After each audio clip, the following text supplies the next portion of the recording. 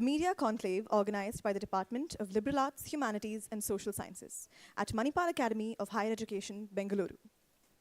Today's conclave brings together voices from across the media landscape to engage in vital conversations, reflect on contemporary challenges, and explore the future of storytelling, journalism, and digital media.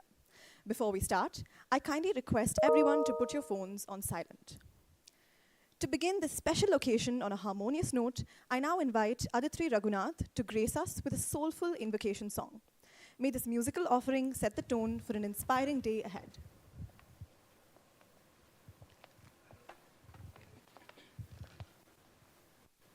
Good morning, everyone. Sa sa sa sa sa sa ri ga ri sa ni pa ga ri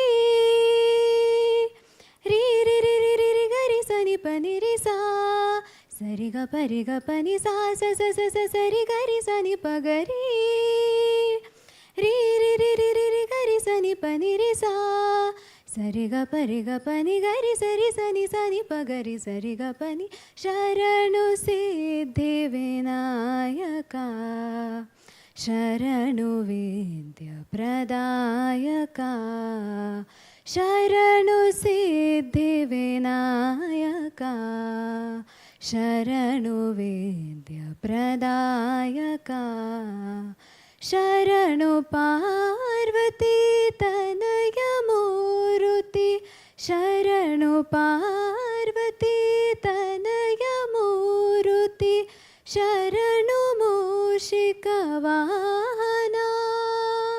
शरणु मूषिकवाहना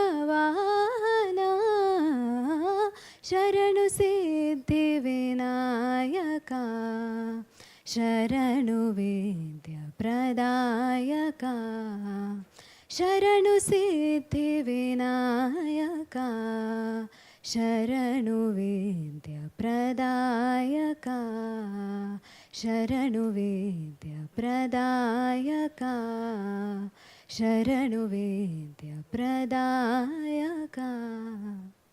Thank you.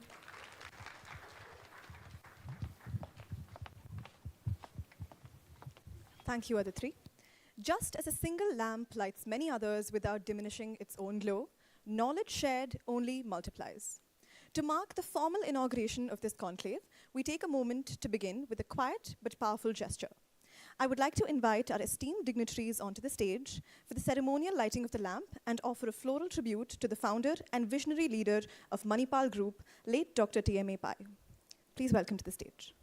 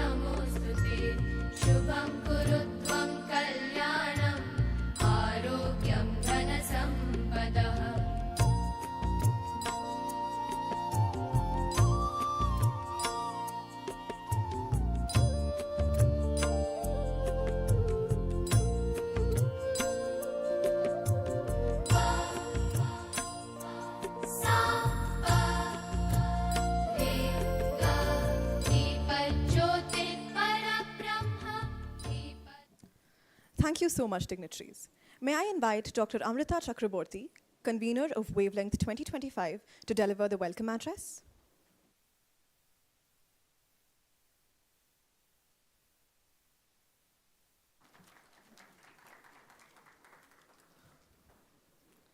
Respected dignitaries, faculty members, and my dear students, welcome to Wavelength 2025, the flagship media conclave by DLHS MAHE Bengaluru.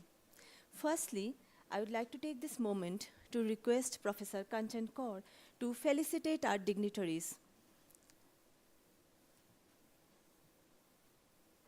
Professor Madhu Veera Raghavan, Pro Vice Chancellor of MAHE Bengaluru.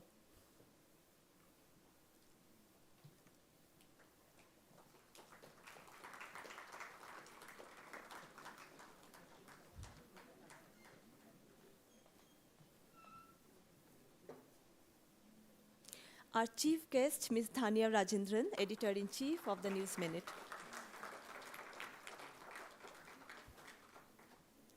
Dr. Shilpa Kalyan, Head of the Department of Liberal Arts, Humanities and Social Sciences under MAHE Bengaluru. Thank you so much. If I say that the global mediascape is in a flux, I would not be too far from the reality. If I say that the media and uncertainty have become partners in crime, I think I'd be just right. As the discourse around the varied usage of artificial intelligence and its universality become all-encompassing, all of us seems to be in a strange fix. The emergence of COVID-19 transformed the very meaning of communication.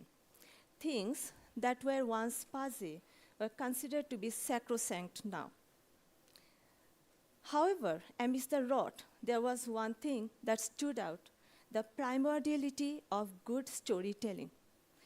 Intelligent storytellers have been having a field day across almost all the verticals of media and entertainment industry.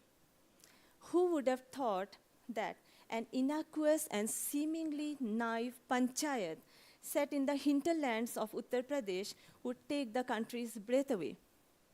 Brands after brands is ditching performance marketing and taking recourse to social media storytelling to create engagement, generate empathy, and propel growth. Independent vloggers from the remotest part of the country are increasingly coming to the limelight with a story-driven content that is local in flavor but universal in essence. The fact that a humble truck driver, Rajesh Ravani, can master and to have a following of 2 million on YouTube is indicative of the emergence of a bold new communication paradigm. At the Department of Liberal Arts, Humanities and Social Sciences, under the Bengaluru campus of Manipal Academy of Higher Education, we acknowledge this transformation. Wavelength 2025 is an attempt to catch the basic essence of this transformation. With a keynote address, masterclass, and 4 panels spanning across 2 days, Wavelength 2025 makes a humble effort to arrest some of the key aspects of this transformation. The discussion area ranges from integrated marketing communication to public relations and corporate communication, and from journalism to over-the-top platforms. With stalwarts spanning across industries and regions, our student would do a deep dive into the contemporary contours of the communication ecosystem. Please stay with us for a memorable journey over the next 2 days, and we assure you that you will not have a single dull moment.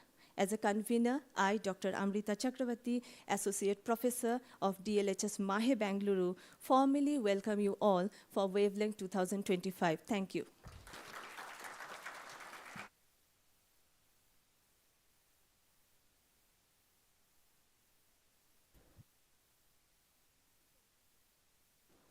Thank you so much, Dr. Amrita. We now invite Dr. Shilpa Kalyan, the head of the Department of Liberal Arts, Humanities and Social Sciences at MAHE Bengaluru, to share her vision for the conclave. Dr. Shilpa is a media and mass communication educator with over 19 years of academic experience. She has been pivotal in conceptualizing and launching undergraduate and postgraduate programs across 7 disciplines in humanities and social sciences. An award-winning researcher, she received the UNESCO Top Scholar Award for her paper presentation on trauma literacy at an international conference in Oklahoma. She currently serves as a South India lead for the Global Journalism Trauma Literacy Project and is a certified trainer with the Google News Initiative, BBC Young Reporter India, Internews, and Data Leads. Her workshops on media literacy, visual and digital verification have empowered both students and working journalists across institutions and newsrooms. Please join me in welcoming Dr. Shilpa Kalyan to the stage. Thank you, Ananya. Good morning. Dignitaries on the dais, esteemed guests, dear colleagues, and aspiring media professionals, welcome to the conclave. The media and entertainment industry is undergoing a tectonic shift driven by rapid technological disruptions. The digital revolution has profoundly shaped journalism in particular. Technological advancements have transformed how news is gathered, reported, and consumed. While these advancements have made journalism more accessible, faster, and visually engaging, they also come with challenges, particularly around credibility and the rise of misinformation. India's media and entertainment industry reflects the dynamic change. It is projected to grow at a robust 9.7% annually, reaching $73.6 billion by 2027. This number of internet users is expected to touch 900 million by 2025 with a staggering CAGR of 45%. The Indian OTT market alone is poised to double in revenue within the next 2 years. And this is just the beginning. The story is still unfolding. How do we, as media educators and aspiring media professionals, interpret these trends? How do we address the critical issues shaping the industry's evolution? Wavelength 2025 is designed to be the key forum for dissecting these critical issues, identifying opportunities, enhancing student career readiness, exploring potential trajectories, and strategically leveraging technological advancements. Further, we seek meaningful dialogue with the media practitioners who are driving these transformatory changes. We believe that direct engagement with industry leaders is paramount in better preparing our students for the realities and complexities of the contemporary media world. Such vital conversations effectively bridge the gap between the academia and industry. At DLHS MAHE Bengaluru, our vision transcends the conventional boundaries of skill development. We are dedicated to nurturing ethically grounded individuals who possess not only professional competencies, but also a profound sensitivity to the social and environmental contexts in which they operate. We believe that such reflective and responsible practitioners are indispensable to shaping a resilient future for the media industry, one rooted in integrity, insight, and enduring credibility. As we embark on this journey through Wavelength 2025, let us embrace the opportunity to learn from one another, to challenge assumptions, and to reimagine what media can and should be in this rapidly transforming world. We look forward to the conversations, collaborations, and connections that will unfold today and beyond. Thank you all.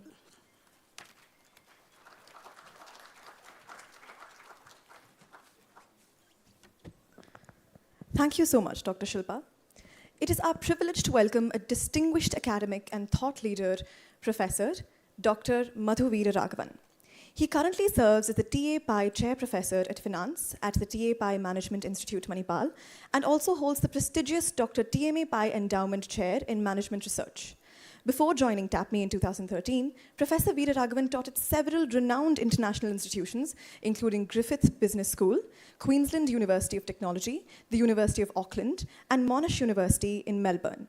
His impactful work has been published in some of the most reputed academic journals, such as the Accounting Review, Journal of Financial Economics, and Journal of Business Ethics, among many others. He also contributes to the academic community through editorial roles on journals like Journal of Contemporary Accounting and Economics and Accounting Theory and Practice. please join me in welcoming Professor Dr. Madhu Veera Raghavan.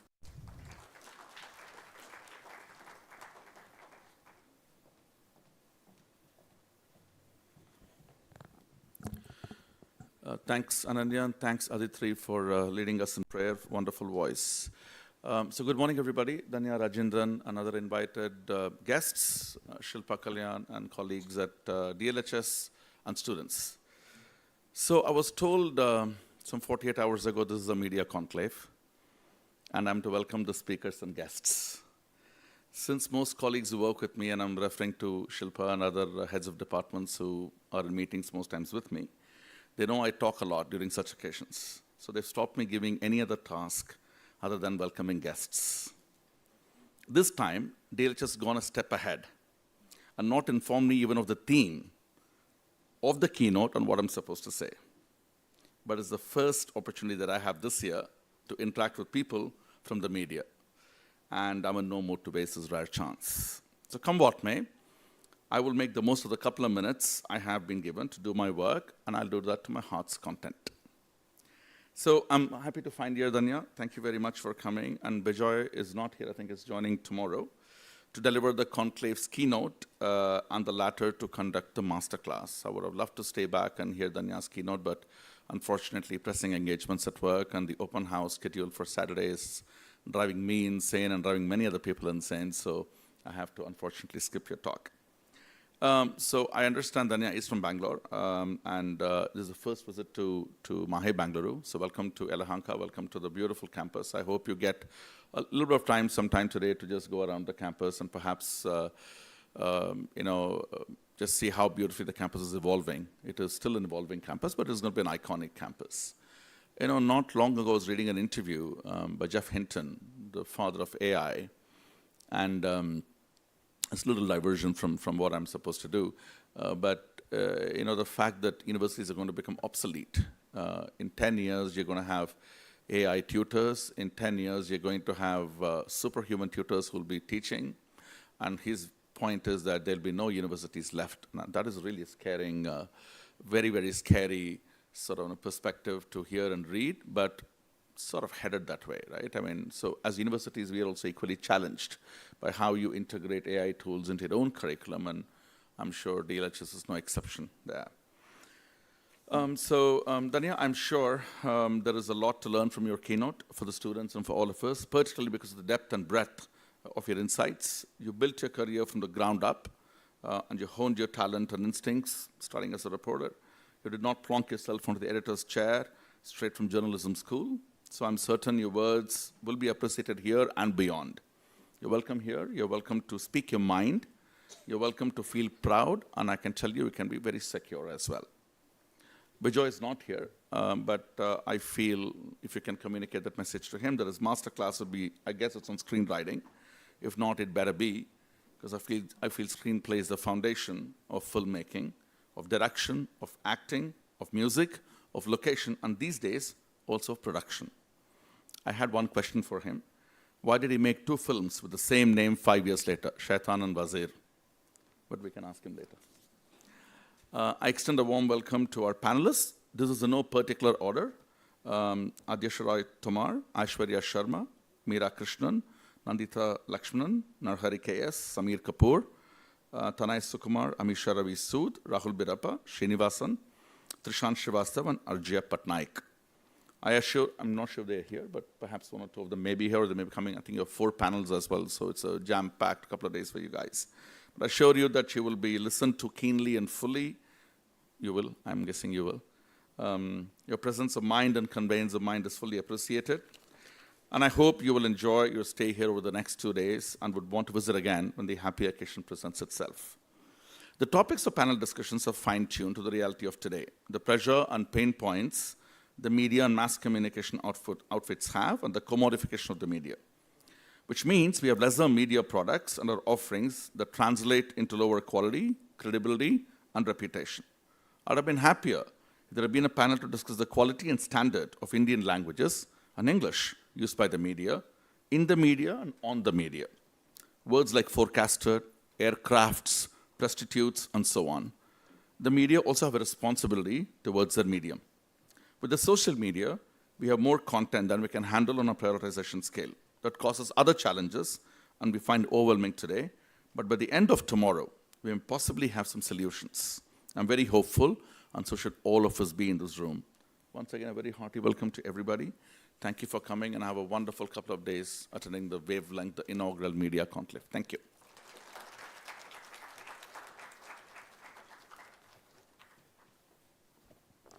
Thank you so much, sir. I kindly request Dr. Pradeep Thomas to present a memento to our Pro VC, Dr. Madhuvira Raghavan.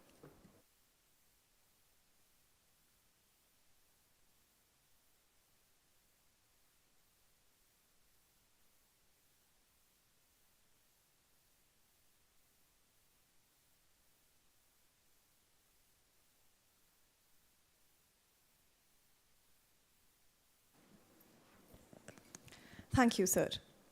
I am elated to introduce our keynote speaker, Ms. Dhanya Rajendran, co-founder and editor-in-chief of the News Minute, a leading digital platform known for its sharp, regionally rooted journalism from southern India. Ms. Dhanya began her career with the New Indian Express and the Times of India, and is widely respected for her strong stance against sensationalism and her advocacy against the online harassment of women journalists.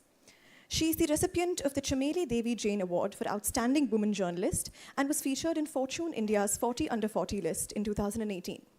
In addition to her editorial achievements, she is the founding chairperson of DigiPub, India's largest collective of digital news outlets, helping shape the future of media in the country. Please join me in extending a warm welcome to Ms. Dhanya Rajendran. I am delighted to invite Professor Dr. Madhuvira Raghavan to present a memento to Ms. Dhanya Rajendran.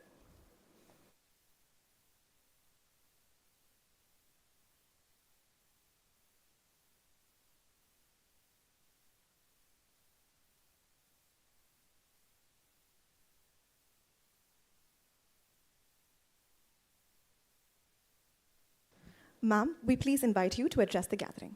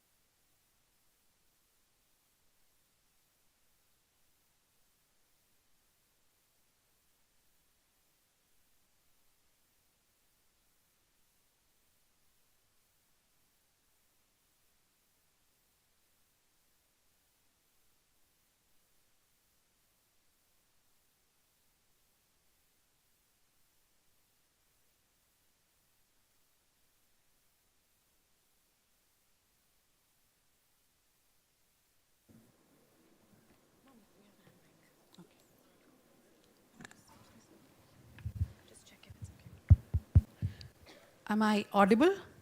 Yeah? Okay.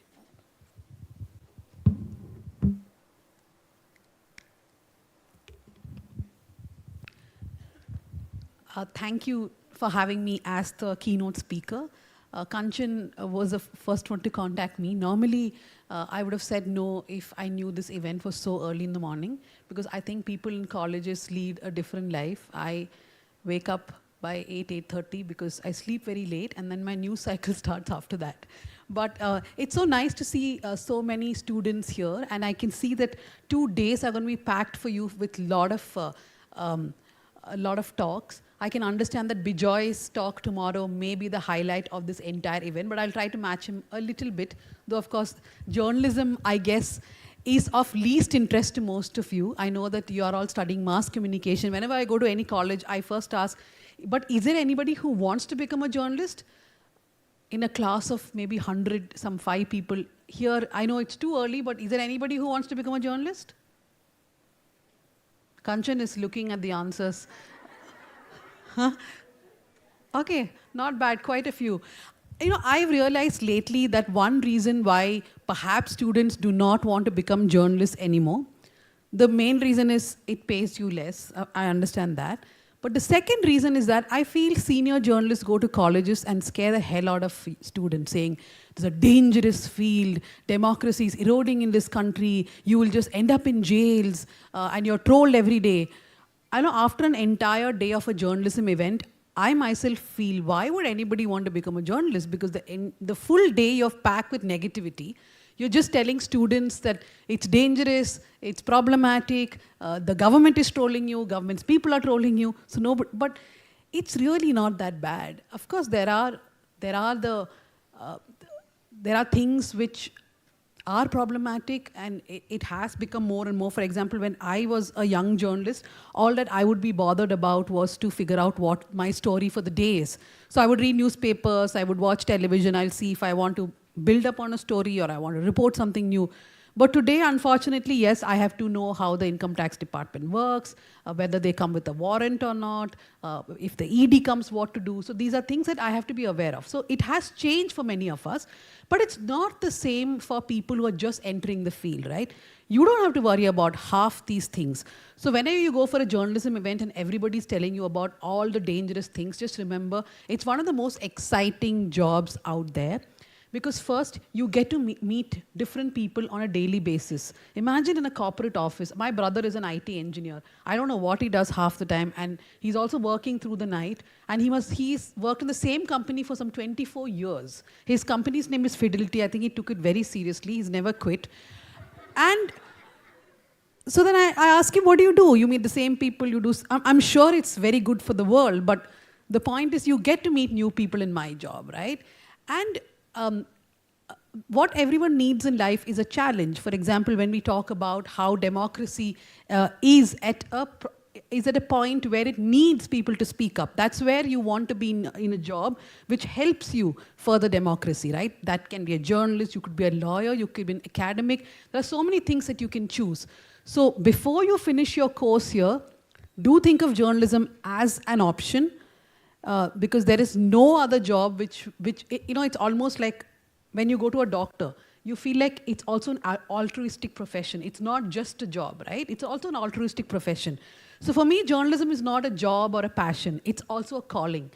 There's nothing else that I would do, ever. And why is it? Because I feel that at the end of the day, we speak up for people. We speak up for people we have never met in our lives before, and perhaps who we would never again meet. So after that short speech on journalism, I will talk about the topic for the day, which is how is social media, technology, etc., impacting all kinds of communication, including journalism, advertising, PR, or whatever it is that you want to do. How many of you have heard of Anna Hazare? Not bad. I have a son who is 14 years old. I'm pretty sure he has not heard of Anna Hazare, but hopefully by the time he reaches college, he would. So many years ago, Anna Hazare had this protest called India Against Corruption. There were two places where these protests were going on. One was in Delhi, where the huge protest was, where Kiran Bedi and Arvind Kejriwal and Anna Hazare himself sat. The second biggest point of this protest was in Bengaluru. It was at the Freedom Park in Bengaluru, where Sri Ravi Shankar, he was part of this IAC, and a couple of other people used to sit every single day on protest. So early morning, my duty would be to go there by 6:37, as if I had to clean Freedom Park before everybody comes, because television lives start really early. And then I have to stay back till some 10:30, 11, till everyone packs up and goes. So it was getting very difficult because there's so many people in that place, and network signals were getting jammed. I couldn't send stuff. Those times we used to use something called BlackBerry, the BlackBerry phone. So I got tired of calling up different people, and I used to work for the channel which used to say the nation wants to know, which is Times Now. So I used to get tired of calling people and informing one by one. So you have something called an input desk in a news channel. So you have to call the input desk and tell them, hey, Sri Ravi Shankar is just going to speak, cut to the speech. Or there's a huge protest coming in from some college, cut to those visuals. So I formed a small group of 2 input editors in Delhi, and 2 input editors in Bombay, myself and my reporters here. And I became the big technology innovator of Times Now, because nobody had heard of groups before that. And I realized that BlackBerry, you can actually form groups. So we have come from that to being hailed, and then there was a proliferation of groups. And finally, one day, Arnab Goswami entered one of the groups. So all the cheers of the groups died down. But that is how groups started, the BlackBerry group started. So imagine, for us having a group, today you're born into groups, right? Can you imagine a life without a WhatsApp group or a Facebook group or Instagram group? So technology will keep changing. We do have to see it as a challenge. Are a lot of jobs going to become obsolete? Yes. In fact, as an editor of a news organization, I can see the potential of how to use artificial intelligence a lot more in the newsroom. And therefore, a burden on the people who work with me does reduce. But there is a danger there. A lot of jobs are going to become obsolete. AI is going to do things much faster. I don't know about efficiency. Some people say perhaps more efficient than us. Recently, I had interviewed Yuval Noah Harari, the author. He's one of the biggest AI, haters, you could say, in the world. He's very skeptical of artificial intelligence. His new book is about that. Of course, he believes in very catastrophic things, that AI will almost end the world sort of thing. He believes that if wars were started at one point of time, because of what happened between countries, AI is capable of that. And when you have fascism, you have autocracy increasing across the world, AI also will become more autocratic, more fascist, because a fascist government can control eventually what an artificial intelligence is putting out, right? Like we are seeing, we don't trust AI coming from China because we do not know how the answers are tailored. In fact, when DeepSeek first came, you saw people putting out on Instagram saying, if you ask about something about China, the answer may not be the truth at all, because that AI has been told to reply in a certain way. So yes, AI is going to make certain jobs obsolete. It is also going to make your jobs difficult. But it's very important that we understand the challenges and how we can work around it. So especially when you're a young person, I don't think you should get intimidated by any new technology. You have to understand that it's important to embrace that technology, because technology only enhances your capability. It cannot completely replace you, not in all situations, but in journalism at least. See, those who go for PR and communication, I cannot guarantee your jobs. But those who go for journalism, you cannot be completely replaced by artificial intelligence. I cannot tell artificial intelligence to walk out and figure out when there's a riot happening, who started it, or what are people saying about how there's pollution around. You still need human intervention. And after it's written, you still need a human editor to look at it. There's only this much that AI can do. So one job which I'm pretty sure is not going to be fully impacted by artificial intelligence is thankfully journalism. Now, what are the challenges? So Kanchan told me to also speak a bit about social media, but I think most of you are aware already what are the challenges which social media poses to traditional journalism, right? Where do you all mostly consume your news from, if you do consume your news? No, only the students. Where do you consume your news from? In shorts. News laundry. Okay, then? You watch TV channels, like news channels. I think the biggest challenge to journalism in India is not AI, it is TV channels. When they shut down, I think we'll go back to journalism. I mean, not all, but mostly in English and Hindi. Yes, anyone else? Do you read newspapers?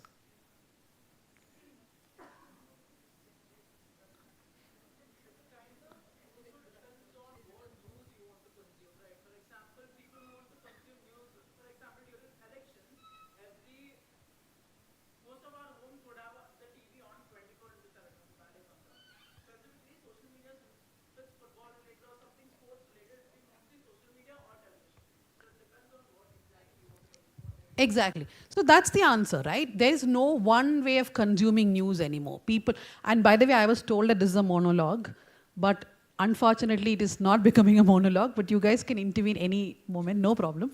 This is a question I asked you, I will ask you more. But the first challenge is that there's no one way of consuming news anymore. The traditional journalism models have been falling apart for many years now, right? So, for example, when, like I said, I made a BlackBerry group, which was a big innovation for me at that time. But today I have to understand how to do podcasts, shorts, reels, so many different things. YouTube has now said that their shorts are no longer 1 minute, it's 3 minutes. So while I was training myself to speak only for 1 minute, I've retrained myself to speak for 3 minutes. Therefore, there's so much happening and it keeps changing, right? So the way traditional journalism was practiced and the way traditional journalism was consumed has changed a lot. Now, what is the impact of this? Now, you, I, or an organization can keep on changing, can keep on innovating, but there is a real challenge. The first challenge is financial sustainability. Now, we all can have jobs only if our organizations can make money, right? But the problem with traditional journalism models breaking down is that money is now going into other models, which is including your YouTube content creators or your Instagram content creators, Facebook, etc. So there's lesser and lesser money coming into traditional forms of journalism. I'm sure the people who are doing the panel on advertising may perhaps have the same thing to say, because advertising also has changed forms in so many different ways, right? It's no longer just what you see on television or print. In fact, sometimes when I see Instagram ads, I don't actually understand if there's an advertisement anymore.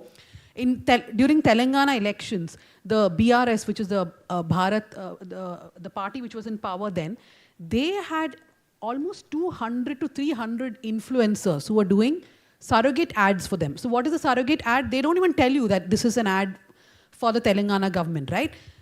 And they are so not in your face. For example, I saw this travel vlogger who did a video about how beautiful a particular highway is in Telangana and how the government has built it. And therefore, she can then travel and go to see all these places. But nowhere is it telling you that it's an advertisement. So that's how traditional advertising has also changed. So financial sustainability is a problem for most newsrooms now. Before, we used to say A, B, C, D works in news. Do you know what A, B, C, D is? ABCD brings all the money in news. What can ABCD be? At least one. You can guess C, right? No. In news. What is C in news? Cricket. What is A, B? Did I forget B? I think I forgot B. But A is astrology. B is Bollywood, correct. C is cricket. And what is D? At least guess D. D is death. People dying is a huge news churning thing, right? If you have ever actually touched a newspaper, there are also 2 pages which are for obituaries. My father will first open the newspaper, and I'm not even making this up, he will go to the obituary pages. Because he is of an age where people of his age are also dying, right? So he would want to see who he knows is dead. So he will look at the obituary page. It's a huge business for newspapers. So A, B, C, D. Astrology, haven't you seen, if you open Times of India website, there are at least 5 different astrologers telling you different things. Therefore, it used to actually make news sustainable, A, B, C, D. But it's no longer true. Because A, the astrologers have their own Instagram channels. B, Bollywood is doing their own things. Cricket, they have very strict contracts now as to who they will speak to, who will they not speak to. Death, thankfully, can be covered by everybody, and it's a democratic space even now. So that financial sustainability is gone for most media organizations, right? Because traditional journalism is no longer the same. The second and the biggest problem I feel is misinformation. Now, this whole word that we use saying fake news, I find that problematic because news cannot be fake, right? It can either be news or it's not news. So we have to consider it as misinformation or disinformation. Misinformation is something which is false, but it is not spread intentionally. Disinformation is what is spread intentionally, and we know exactly who does that the best in this country. So when there is misinformation and disinformation, that has spread a lot due to social media. And I'm not saying that individuals are doing it. It could be news organizations also, it could be individuals, it can even be the government. There has been a huge crisis, I feel, of misinformation and disinformation, and we do not know how to deal with it anymore. For example, I may have gone reporting. Let's say there is a fire in some building nearby, and I've gone there reporting, and I've said there is a fire, and nobody is dead. But by then, some Instagram handle is put out saying 4 people have been burnt alive, right? And I'm arguing, let's say even with my own family, saying, but there has been no death. I'm standing right here. They'll say, but an Instagram channel told us that 4 people are dead there. So the problem is people do not understand anymore what is a source of information they can trust and what is a source of information they cannot trust. People cannot cannot distinguish anymore between who's a traditional journalist and who is not. And why are we here at this juncture? Because world over, there is a movement to discredit journalism, whether it's from Trump to Narendra Modi to whoever it is. There have been attempts made very consistently to ensure that journalists and journalism is looked down upon. So the biggest fallout of that is that most people distrust journalists, and therefore they find other sources which are not believable, but they still want to believe those sources. So that is a big problem that we are fighting now.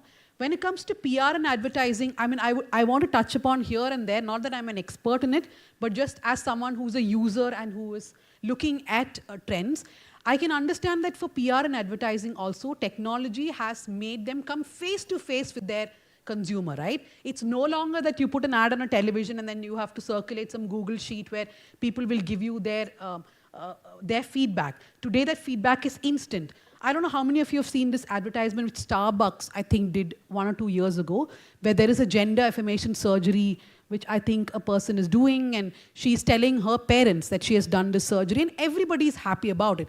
It's a very feel-good ad. There's no problem with it, but there was so much of furor over that ad. I think Starbucks did pull it down after a point of time, because people, the right wing especially, thought that this was too in the face. Why should we promote gender affirmation or gender change surgeries? Imagine Starbucks would have never imagined that would be the controversy in a country like India, where we somehow boast that we are okay with all gender and sexual identities, right? We keep talking about our Puranas and say we had all kinds of people, so we are okay with that. Now, clearly we are not, and Starbucks advertisement proved it. So for an advertiser, it's a huge job there, because you are getting your feedback on a daily basis. Yes, it's good in one way, but it can also be detrimental in the other way, because there are echo chambers. There are huge echo chambers in this country, and they can really they can manufacture opinion. And when opinion is manufactured, what happens is it starts as 5 tweets on social media. Do you guys know about this movie called Empuran in Malayalam? Yeah? So when Empuran released, there was this one guy, I forget his name, some Abhijit Nair, I think. He was one of the first few people to put out tweets. He put out a whole thread about how he's this heartbroken Mohanlal fan who went for this movie, and it was, my God, about Gujarat riots. And they actually depicted what happened in the riots. So this man was heartbroken, he put a thread out. Now, this thread may not even have made news, but the moment one person puts a thread, there's an echo chamber created, right? More and more people are talking about it, more and more people are talking about it. This is a controversy where the mainstream political parties did not say anything. Not one BJP leader, not one Congress leader. Nobody came and said anything. It was merely on social media. It was picked up by the RSS website. But just that chatter was enough for a superstar like Mohanlal to actually issue a regret apology, whatever you call it, and then go for 24 cuts in that movie. You're not talking about a protest on the road, or like in Deepika Padukone's case where someone said, we'll chop off your nose, right? Because of the movie Padmavat. There were no protests like that. But even then, that chatter, that echo chamber made someone who's so big jittery. So imagine for advertisers, and that's also a challenge for PR people, right? Like when Starbucks put out an ad like this and it becomes controversial, how do you react immediately? When there is a news cycle which is rapidly changing, one problem, of course, is that the PR response has to be immediate. It cannot wait a day, it cannot wait 48 hours. So with technology, with social media proliferation, the job is not increasing just for journalists. Along with it, it's increasing for advertisers, for PR professionals and others. So let's say you want to become a PR professional tomorrow. You also have to embrace technology. You also have to be in loop with the news. Because your PR response cannot be without keeping in cognizance what's happening around you. Right? So I told you guys about the interview that I had with Yuval Noah Harari. One huge problem that he has is with algorithms. So he's saying AI can be manipulated, yes, but we can have rules around AI, but he wants a complete ban on algorithms. Because he says that whatever we see on our social media is very tailored by our algorithm. For example, if you have clicked on the News Minute once, the algorithm knows that, okay, perhaps you want this kind of news, and it keeps showing you that. If you have clicked on Op India, for example, then it will keep showing you that kind of news, right? So because the algorithm recognizes your what is your trajectory as a reader, as a user. So Harari says that we have to ban algorithms because it is also creating these huge echo chambers. It is not allowing young people to think, to decide, because they're always getting the same kind of thing. Now this algorithm is a huge challenge for news organizations, for PR, for advertising, for everyone. Like in my office, I have young reporters joining, and what will happen is that on their algorithm or their feed, certain things will show up, right? And then they'll want to cover it. For example, like I said, I have a teenage son. Let's say he wants to become a journalist tomorrow, which he doesn't want to, but let's say if he becomes a journalist tomorrow, I can understand what his feed is. His feed is full of football. It used to be something called Mr. Beast before. Now that's gone. Now it's football, and I keep looking, there's Andrew Tate on the feed, but it's not there currently, but I know a lot of kids are into it big time. But the point is, the moment you have an Andrew Tate on your timeline, or you have something specific on your timeline, even if you become a journalist, you are not getting out of that echo chamber, right? You're not getting out of the algorithm. A story that you think, for example, in the morning, you have to give your editor your story of the day. What is your story of the day? It's going to be something that you see around you, that you read around you. And there is a high plausibility that you are going to list something which you have seen in your feed. So this is a problem of algorithms. It is tailoring everything for us. And because I heard a lot of groans about algorithms, about Andrew Tate, most of you must have seen this series called Adolescents, right? Yeah. So 2-3 weeks, I think 3 or 4 weeks before Adolescents came, we had written a story on the manosphere and how a lot of Indian teens are very much into the manosphere now. There was a case recently in Kerala where a child had died of apparently of bullying, and the parent had shared an Instagram conversation between two school children, in which, obviously I cannot use the word in a college keynote address, but they were telling each other that, look, he died N, the N word they used, okay? So everybody was very angry, how can they use this word? But then I realized, as a parent of a teenager, that they were actually saying, he died, N. They're calling each other, right? Because that is how a lot of teenage boys speak. And that becomes the echo chamber in which they live. I don't know if non-teenagers also speak like that, but I'm hoping it is just restricted to teenagers. But the point is, what happens with an echo chamber like that is now adolescence is out, right? For the next 3 weeks, everybody is talking only about that, about whether you know someone like that, whether this is happening around you. You see a lot of news stories around it. So we keep circling, right? Now there will be advertisements around it. There will be PR responses around it. So the problem is technology can make us live in this small well, which we think is reality, and we cannot see beyond it. So as young professionals, you have to understand that what you see around in social media is not the only reality. You have to go beyond it, you have to go above it, and keep looking at things. Like, for example, when your college ever sends you on a field trip saying that go meet people living in different parts of Bengaluru, ask them what are the problems they have. Do they have water issues? Traffic is not the only issue in Bangalore. People are facing all kinds of issues, right? You go to schools which do not have teachers. You meet students who do not understand the language in which their teachers are teaching. And that is when you realize that what you see on social media, this one group of people who are watching adolescents, is not the only reality outside. There is another reality outside. And so technology can make you very much live in an echo chamber, and you have to make an effort to come out of it. If you do not, then you're going to get stuck.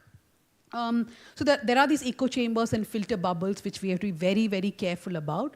And especially as if you're becoming a journalist, be extremely careful about this, because what can happen is that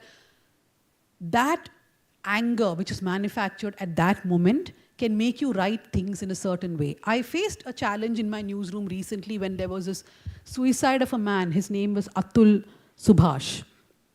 Right? So Atul Subhash died by suicide. He left a 1-hour, 40-minute video in which he is blaming his wife and her family for his death, that basically they were taking a lot of money as alimony, not giving his child. Now, not doubting his story, what the court will decide eventually whether his story was true or not, right?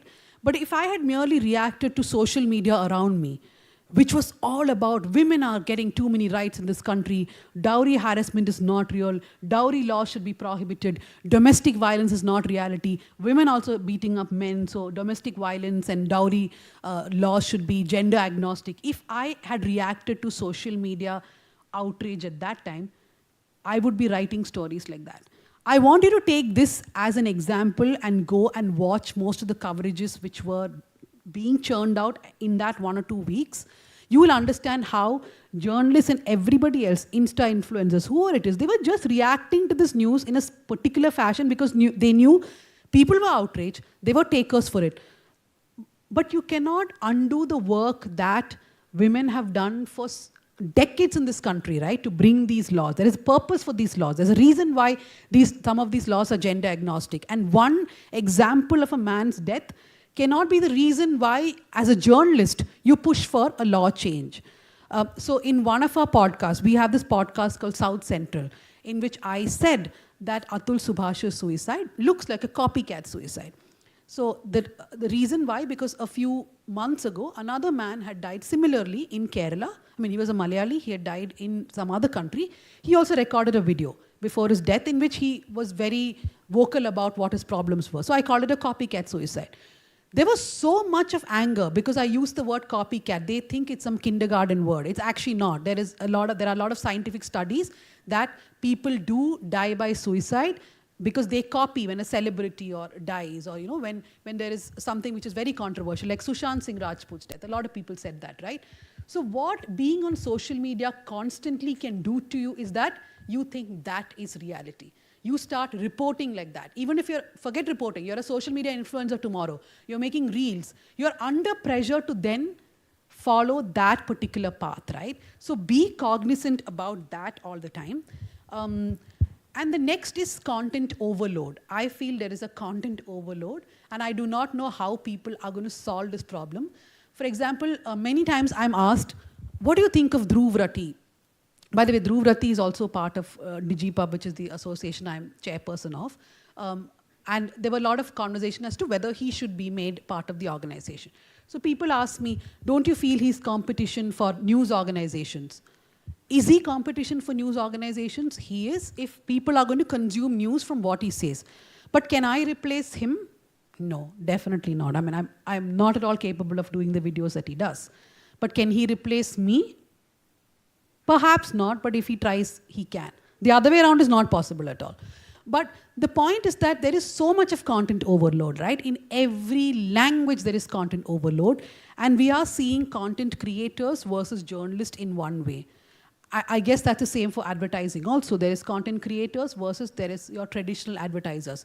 But my thing is, we shouldn't look at this as competition. We shouldn't look at this as problematic, but we have to figure out a way to live together, a way to really amplify each other. There's no other solution to this. If journalists are going to see content creators as competition, then yes, Dhruv Rati is telling you the problem which is happening in the Hyderabad University, perhaps more efficiently than I ever can. But the point is, my reporter is needed on the ground for Dhruv Rati's research team to get information that what is actually happening in Hyderabad University, right? He cannot just go by social media posts. At the end of the day, he knows that a journalist has a certain capability of going to the ground and checking what is right or wrong and then reporting it. So we have to live with the content overload. Like, can you tell me when the time is over? Yeah. Sorry? Okay, fine. I don't know how many of you watch other kinds of content on social media, which is not to do with news or football or cricket or anything. In Malayalam, for example, one of the biggest YouTube channels is run by this man who has 2 wives.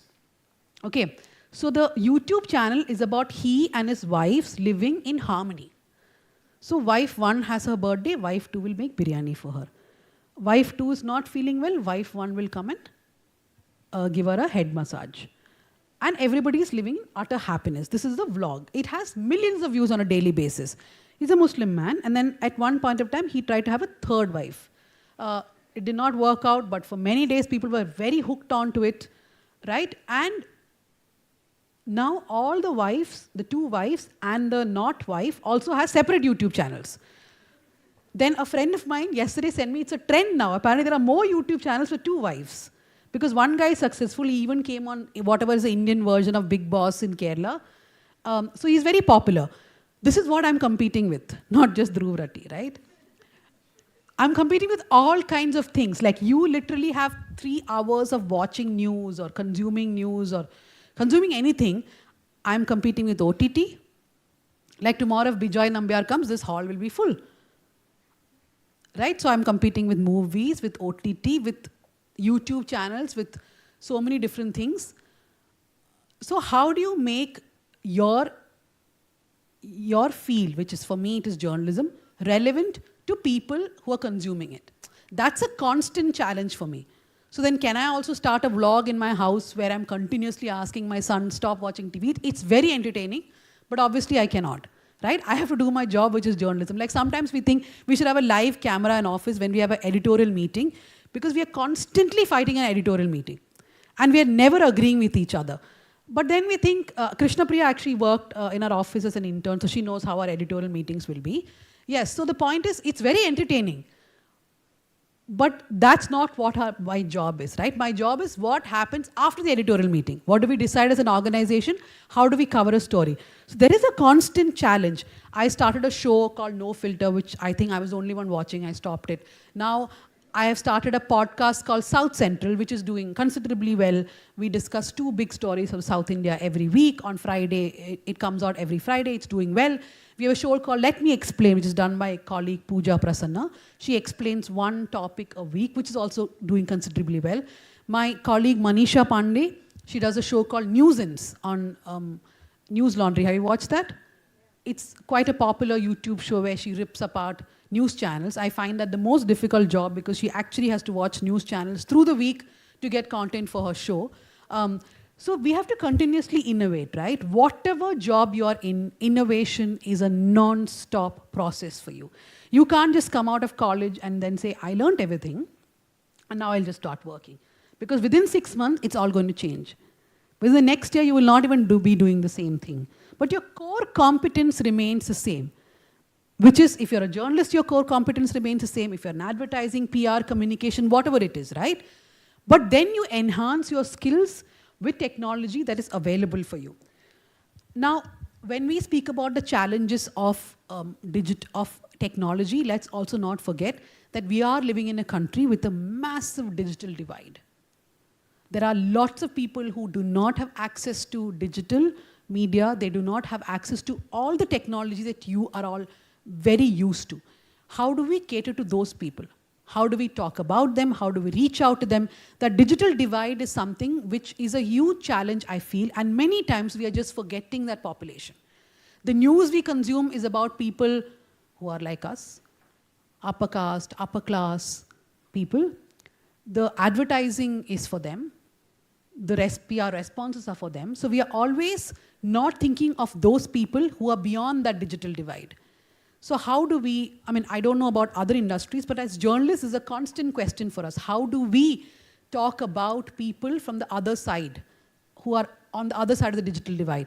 One thing that we talk in newsrooms always is, how do you make newsrooms inclusive, right? How do you have more women in newsrooms?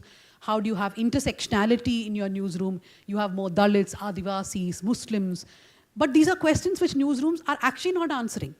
These sound wonderful, but they are not asking that question or answering that. And then comes the second question of digital divide, right? So when you talk about women, about Dalits, Adivasis, Muslims, or whoever it is who are marginalized, they are also further marginalized when it comes to access to digital devices. If you look at, I think Shilpa, or one of you had given data about how 900 million people in India have devices. Do you know that in advertising, I don't know if it's still true, you used to have only AB plus male as your category? Is it still the same? Yeah. So when I was in TV, the advertising category used to be called AB plus male.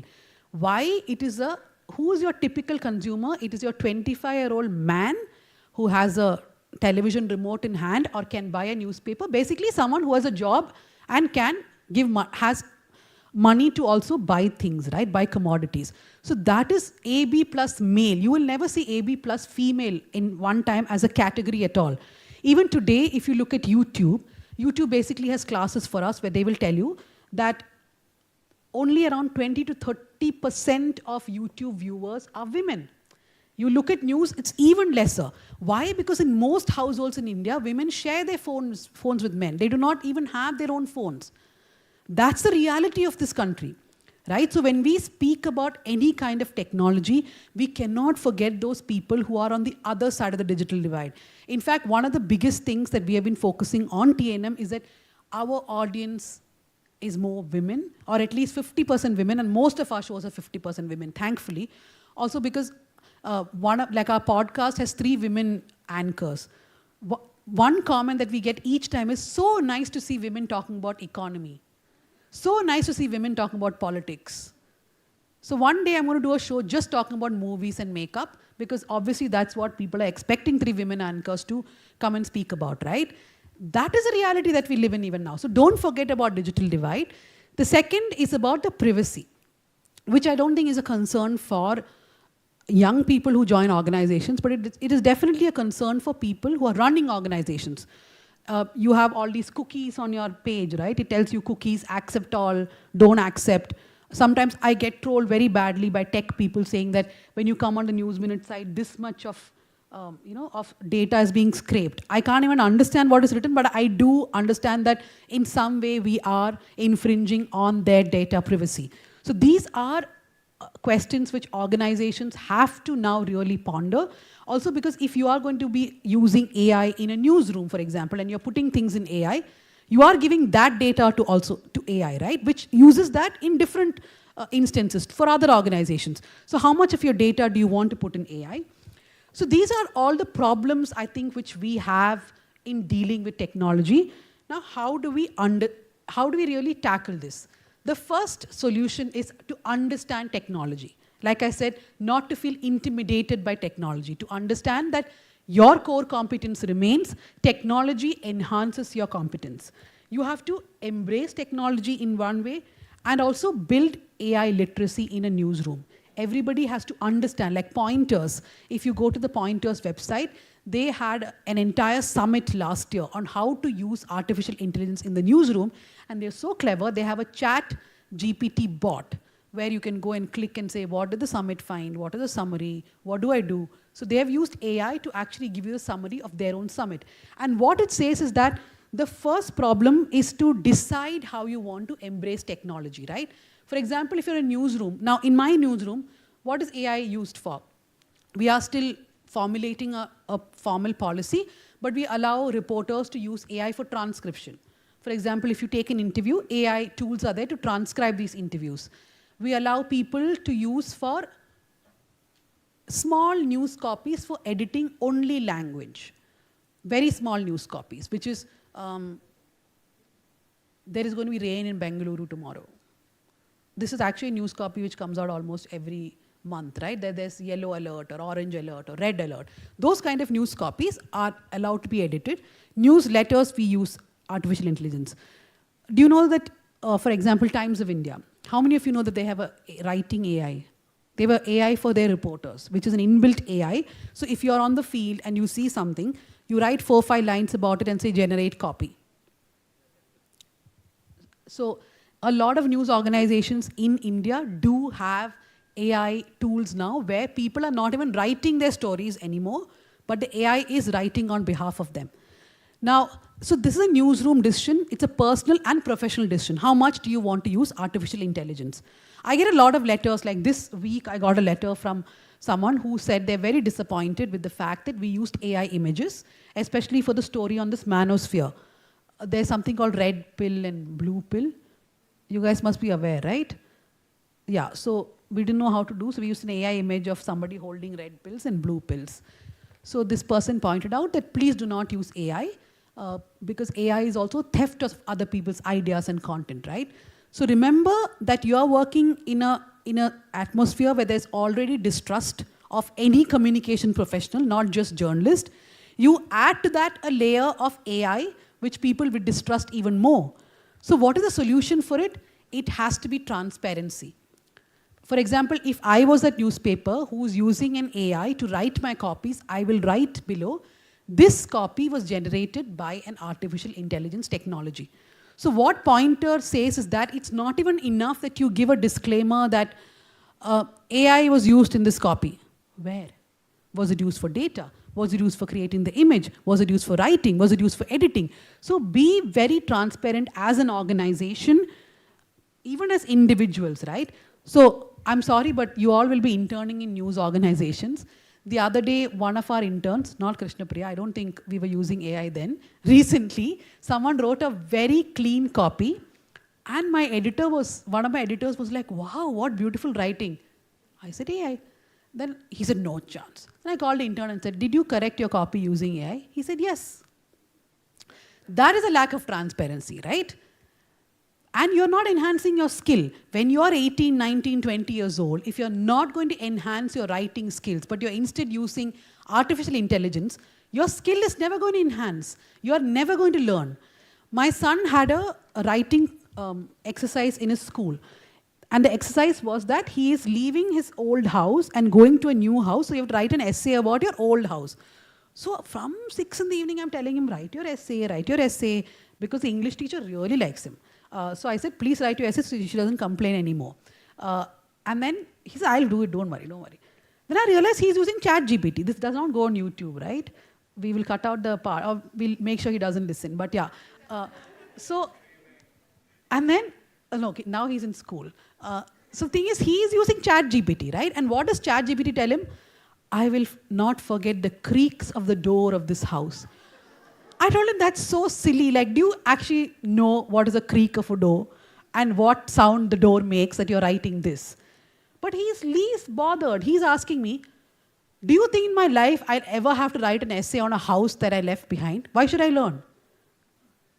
So anything I tell him, he now wants, there's this new thing in schools, which I realized only now, where you can actually drop subjects. When you're in 9th standard, you can drop physics, chemistry, whatever, the core subjects you can drop now. You don't have to learn core subjects from 9th standard. So we are having a massive fight at home as to what is the core subject that you will drop. So he wants to drop mathematics and physics. Everybody's agreeing to it. I would have agreed to when I was a child, but as a mother, I shouldn't be agreeing to it, right? So he has his questions. What will I do with this? What will I do learning maths or organic chemistry? I did ask these questions as a child myself, but I never had an option. So I did learn organic chemistry.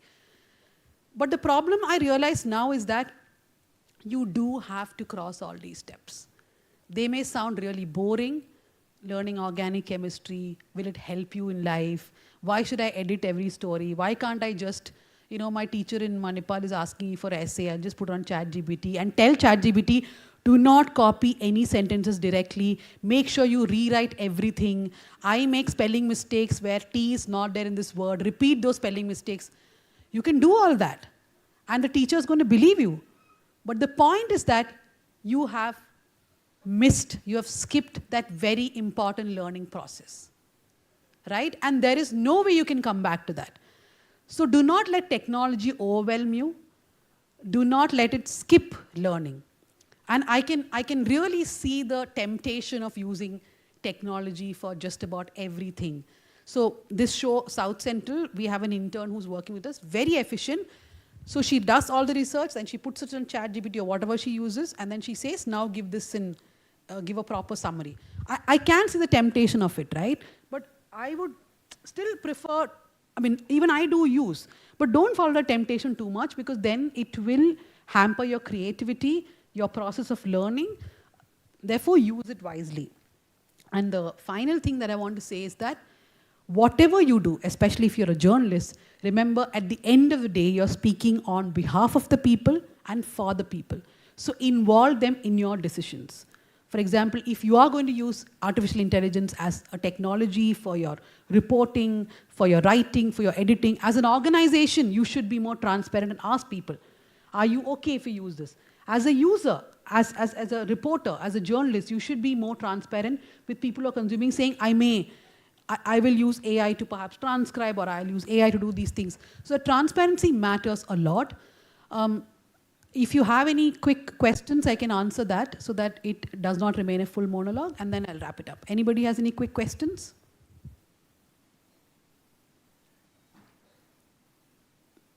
Nobody? Yeah, please. Muskan, right? Yeah.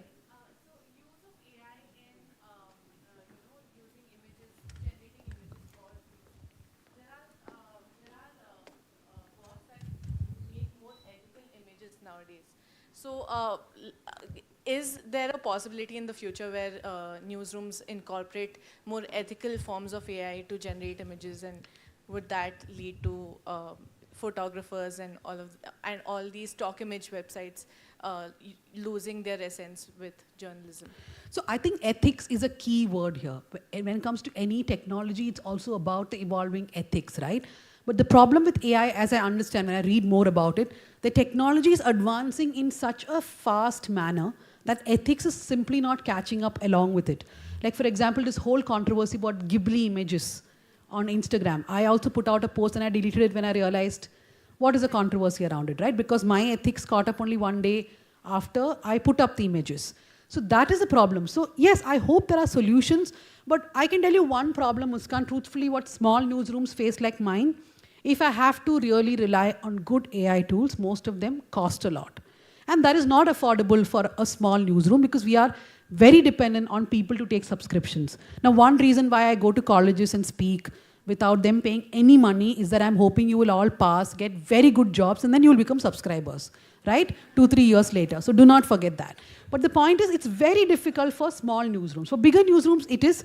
And I'm sure that that ethical consideration will become, more and more voiced out there. And then we'll have more technological innovations which takes this ethics into consideration.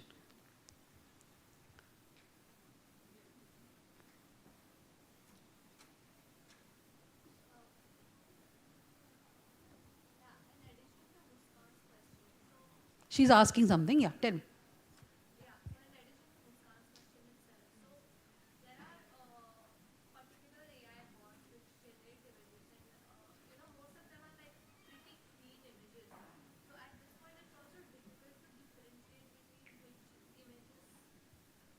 No, which is why I said the disclosure is very important, right?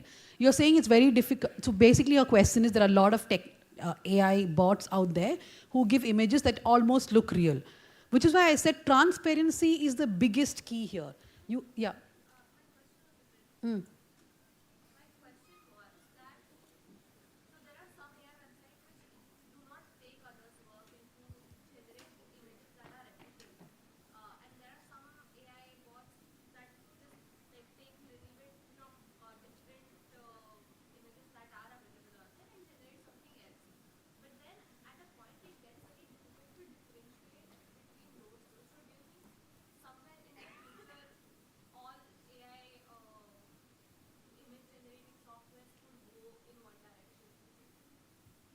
That's a very difficult question, right? It depends upon how big the protest will become. Like, for example, when the Hollywood scriptwriters protest started, that's when I realized the kind of things that have been going on for decades, right? And it's only now that the strike finally happened. So there will be a point of time where the resistance to such AI will be huge and perhaps we will have some global code. But as of now, it's not there. That is the whole problem. Yeah.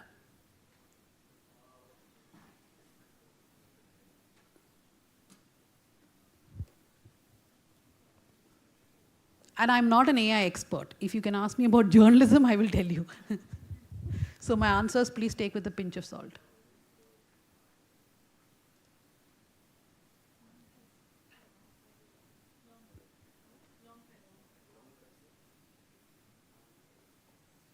I can hear you. Ma'am, so you had made the point earlier that journalism is one of those few careers out there that, who won't be too overtaken by AI, won't be completely, That's just my sales pitch. Yeah. Yeah. No, so now I was a sports journalist for about 4 years, right? And I worked with Sportskeeda, I worked with the Sports Rush.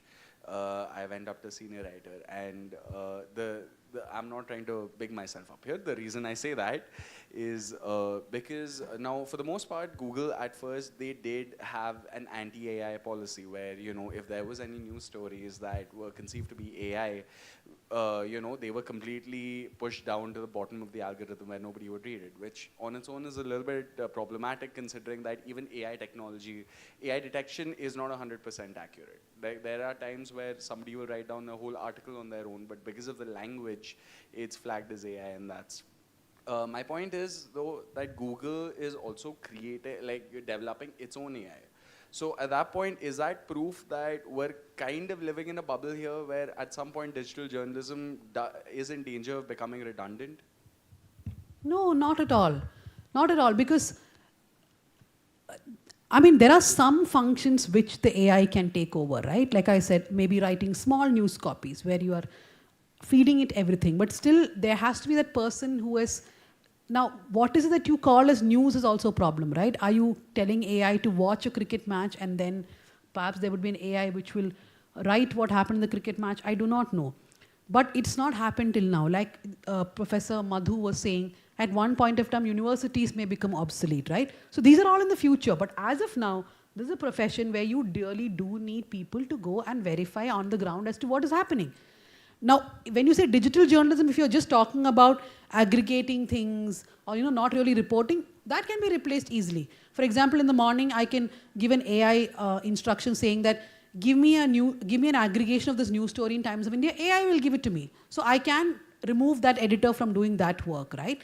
But the real journalism cannot be replaced. The real editing. Now, how much ever AI edits, and I will tell you as an Indian editor, using AI in India is quite problematic.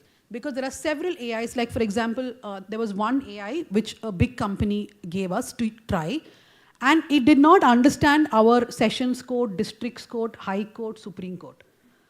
So whatever we gave, it would just change the entire thing, right?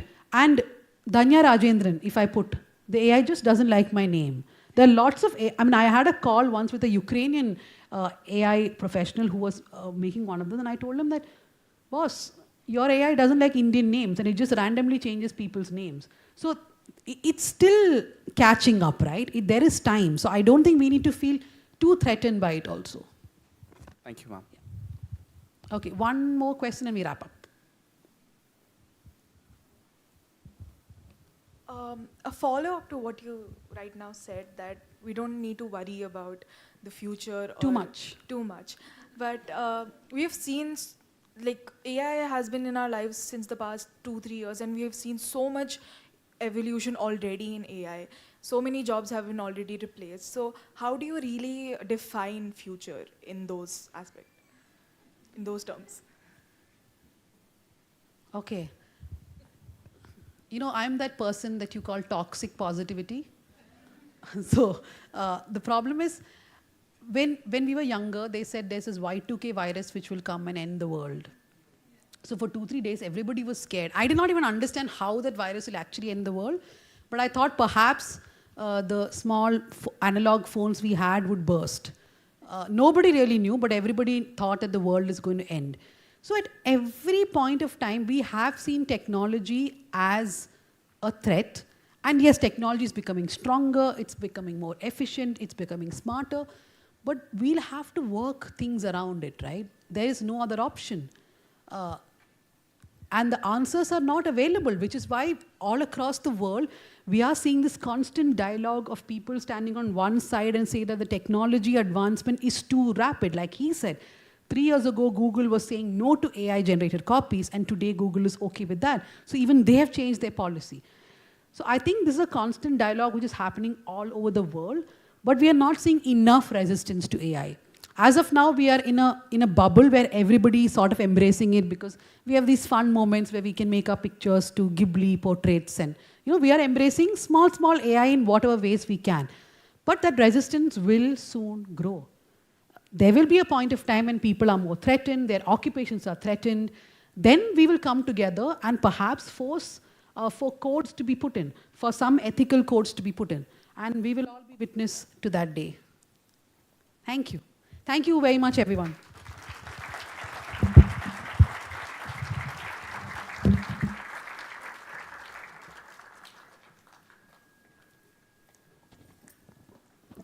Thank you, Ms. Tanya, for your powerful and engaging keynote.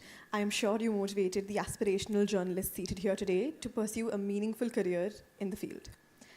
May I now invite Professor Kanchan Kaur, co-convener of Wavelength 2025, to deliver the vote of thanks.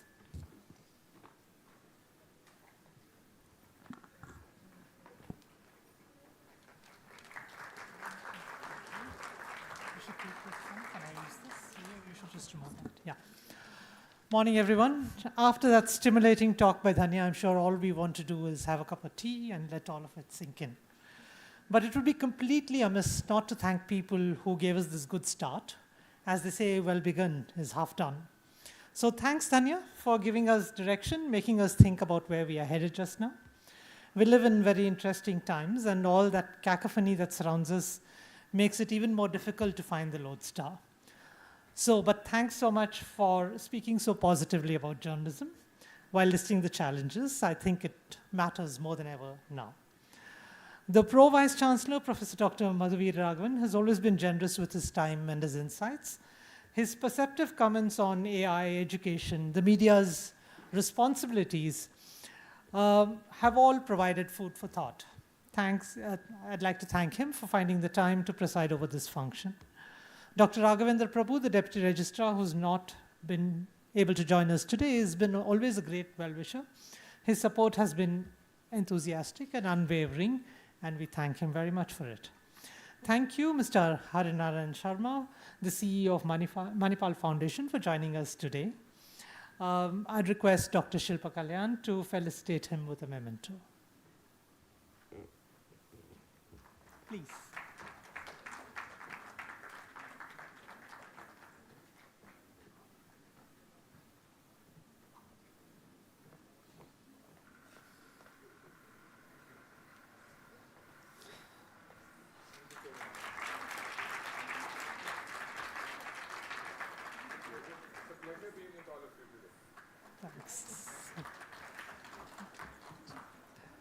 So none of this would have been possible without the counsel, mentorship, and guidance of the head of our department, Dr. Shilpa Kalyan. She sat through hours of meandering meetings, heard us out patiently, and gave us some sage advice that put us on the right track. We can't thank you enough for everything. I'd also like to extend my sincere gratitude to the person who has been steering it all from behind the scenes. I think he's disappeared. Dr. Sunayan Bhattacharjee, the connections, the brainstorming, and sometimes the not so gentle push. He really is the wind beneath our wings. Dr. Amrita Chakrabarti has been an amazing organizer.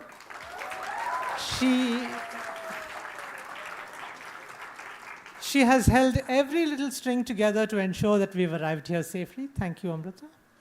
All the faculty in the media department have put their hearts and souls into making this happen. They've been persistent and patient, working through every small hitch and knot. Thanks very much for being who you are. Thanks to all the faculty, staff, and students of MAHE Bengaluru for turning up today. Different schools of MAHE, TAPMI, Shrishti Manipal, Manipal Institute of Technology, Manipal Law School, the Department of Commerce, and the Department of Public Policy have all registered and have been arriving here to participate with us and support us in the conclave. We are extremely grateful to you. Thanks to the MAHE Bengaluru team, General Services for the tremendous amount of coordination, the IT support for working with us constantly, the marketing team and admissions team for agreeing to all our requests. A special thank you to the organizing team of students for their impeccable planning and seamless execution. It's a perfect start to what I'm sure will be an outstanding conclave, fostering collaboration, innovation, and new ideas. I look forward to the upcoming sessions and hope we can continue to share knowledge, learn, and contribute to the media industry's growth. Thank you all once again for a wonderful beginning.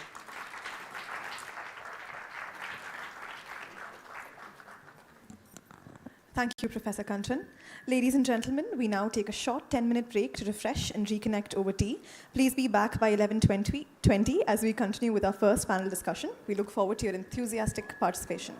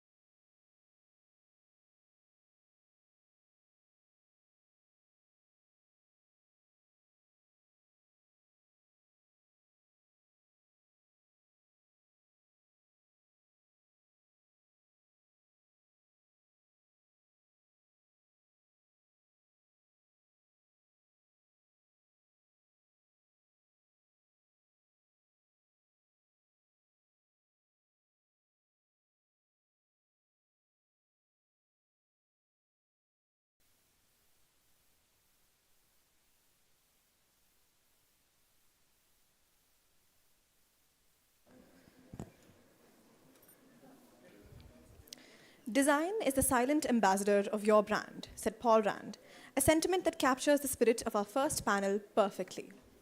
Ladies and gentlemen, we now move into the first panel discussion of today's conclave, centered on the theme Reimagining Brands, Design, Story, and the Elevation of Brand Perception. In an age where consumers are not just buying products but aligning with stories and values, this panel explores how thoughtful design, compelling narratives, and creative innovation can transform brands into cultural icons. It is our absolute pleasure to welcome Ms. Aishwarya Sharma, the Executive Creative Director, Innovation at Leo Burnett. She leads Apollo 11, a dynamic multidisciplinary team at the intersection of storytelling and technology. Ms. Sharma has collaborated with global brands like Adidas, Pepsi, and Twitter. One of her most impactful projects, the Lace Smart Farm Initiative, is helping farmers combat climate change through innovation. Her work has not only transformed brands, but also inspired meaningful social change, earning her features in publications like The Hindu and Campaign India. She is widely regarded as one of the industry's most dynamic creative leaders. With great pleasure, let's welcome Ms. Aishwarya Sharma.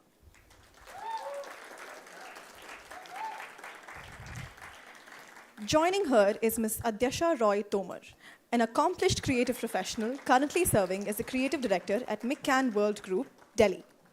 An IIMC graduate, Ms. Tomar's journey in advertising reflects both depth and ambition. With a career spanning multiple creative verticals, her work has been recognized through prestigious accolades, including the E4M Primetime Award for Creativity in 2023 and the Asian Federation of Advertising Associations Award in 2018. She brings to the table not only her expertise in brand storytelling, but also a unique sensibility that blends strategic thinking with artistic flair, making her a guiding force for many in the creative industry today. We are excited to hear her insights in today's conversation. Please join me in welcoming Ms. Adyasha Roy Tomar. It gives me great pleasure to introduce the moderator of our first panel discussion, Mr. Nigel Sequeira. A seasoned media professional and strategic thinker, Mr. Sequeira is currently based in Bengaluru and brings with him a wealth of experience in content, communication, and storytelling across platforms. His work reflects a deep understanding of the evolving media landscape and a passion for driving narrative innovation. An alumnus of the prestigious Indian Institute of Management, Kozhikode, Nigel has consistently leveraged his academic insights to deliver value in the media and content industry. His career has spanned roles that demand not just creativity, but also a sharp eye for strategy and impactful execution. He has worked with leading names and platforms, helping shape compelling campaigns, thought-driven content, and integrated brand stories. With an ever-curious mind and a finger on the pulse of emerging trends, Nigel is known for his articulate voice and thoughtful approach to media conversations. We are delighted to have him with us today to lead what promises to be a compelling discussion. Please join me in welcoming Mr. Nigel Sequeira.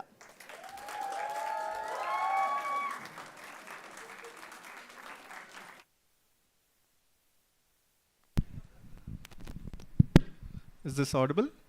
Yes? Hello, hello. So hello everyone, how are you doing? Can't hear anybody. Are we on the same wavelength? Plug-in, brand plug-in. Brand plug-in. Very nice. Client has to do all this. Anyway, thank you all for joining us today, and of course my brilliant panel that's here. We're going to hear a lot from them about a lot of things on brand, storytelling, but I think a lot of you, is the mic going in and out, like the volume? Is this better? I think. You can. No, I think I just have to hold it better. Okay. But anyway, a lot of aspiring minds here, a lot of young students. I think the first thing that you'll be most interested in knowing is what is the story of both our panelists. I mean, they are brands in themselves. And of course, they help in building a lot of brands. I think let's start with that, right? Before we get into consumer brands and services and marketing and all that, let's understand these two brands that are there on stage with us first. Yeah. One thing I'd actually like to start with before we start everything.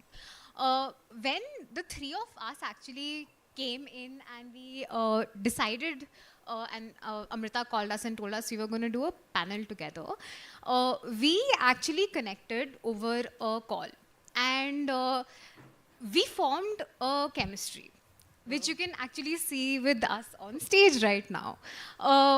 we became friends, and it happened over storytelling and branding.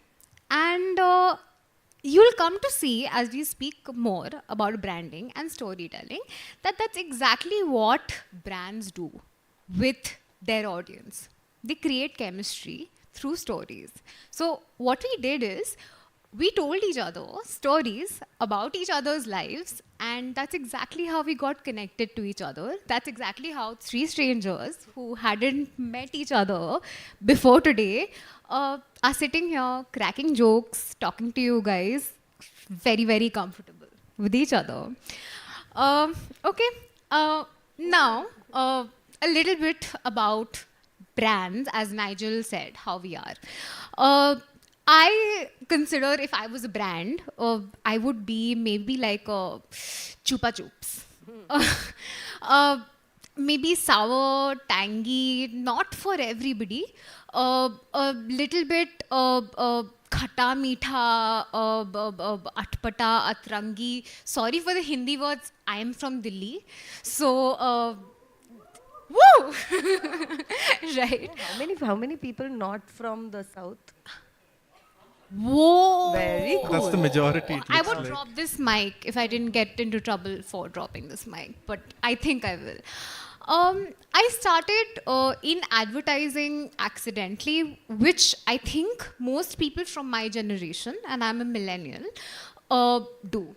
And I started advertising mostly because I didn't want to do journalism. No shade to anything before whatever happened before this. I come from a family of journalists, but journalism was hard, looked hard, and I wanted to rebel against my parents, as we do.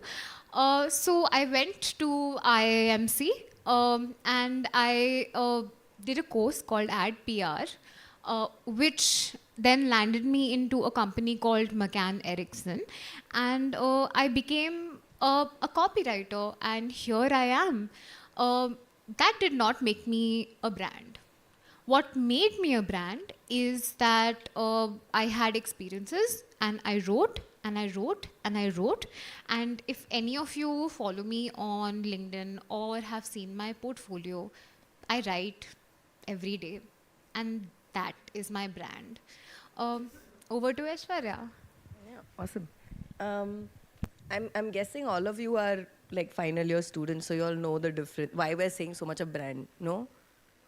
Anybody tell me what a brand is? Definition or no definition? Otherwise, we'll, yeah. Yeah. To be honest, there are no wrong answers, okay? Because when you learn, you're actually going to create your own perception of it.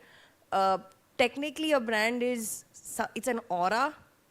More than a DNA, it's an aura and it's an outside perception. You buy a brand not because you buy into what it says, though textbook would say, yes, you buy into the attitude. It's actually the attitude that you want other people to perceive, okay? You wear Addies because you want everybody else to know that you wear Adidas, okay? It's true, come off as that person. So it's that storytelling, right? And that's why it's so important for us to talk about this. Again, the whole introduction there, that was a story, which is on LinkedIn, which is beautiful. And like Adyasha, I've had a very similar sort of not wanting to do, but I'll come to that. My learning of advertising was, yes, I joined it by accident. Also because I believe it's an industry meant for outliers. You all understand outliers? Malcolm Gladwell? They don't fall in the graph. They fall outside the graph. And to be honest, you have to be a little outside the graph and outside the box to survive in this industry. Because that's how you keep getting creative, right? So like that, always felt like an outlier. I also am a Manipal alumni, but I'm an MIT alumni. I'm an engineer. Woo! Like, yeah. But you'll be surprised, like when I did my master's from MICA, which is a premier institute in marketing, advertising, PR, media. But 70% of my batch were all engineers. So that didn't really make me feel very woo. But now what I do uses a lot of my engineering skill sets, because I don't do advertising. I lead an innovation team, which is like a design think tank. So we do a lot of solutions, okay? And we'll come to that in our discussions. But coming back to the engineering and outlier aspect of it, I did a lot of theater, which is why I'm looking and we're so comfortable on stage right now. I did a lot of theater during my engineering, and that kind of got me very interested in storytelling and experiences from it, okay? And while I started doing that, I also started understanding that stories are actually a great tool for conflict resolution. If you think of any story arc, you'll have a context, you'll have a problem or a conflict, an effect of it, and a resolution, right? That's actually how most stories work. So if you can apply that even to your daily life, think about it. Best story ever told, right? And the best way to practice storytelling is to gossip.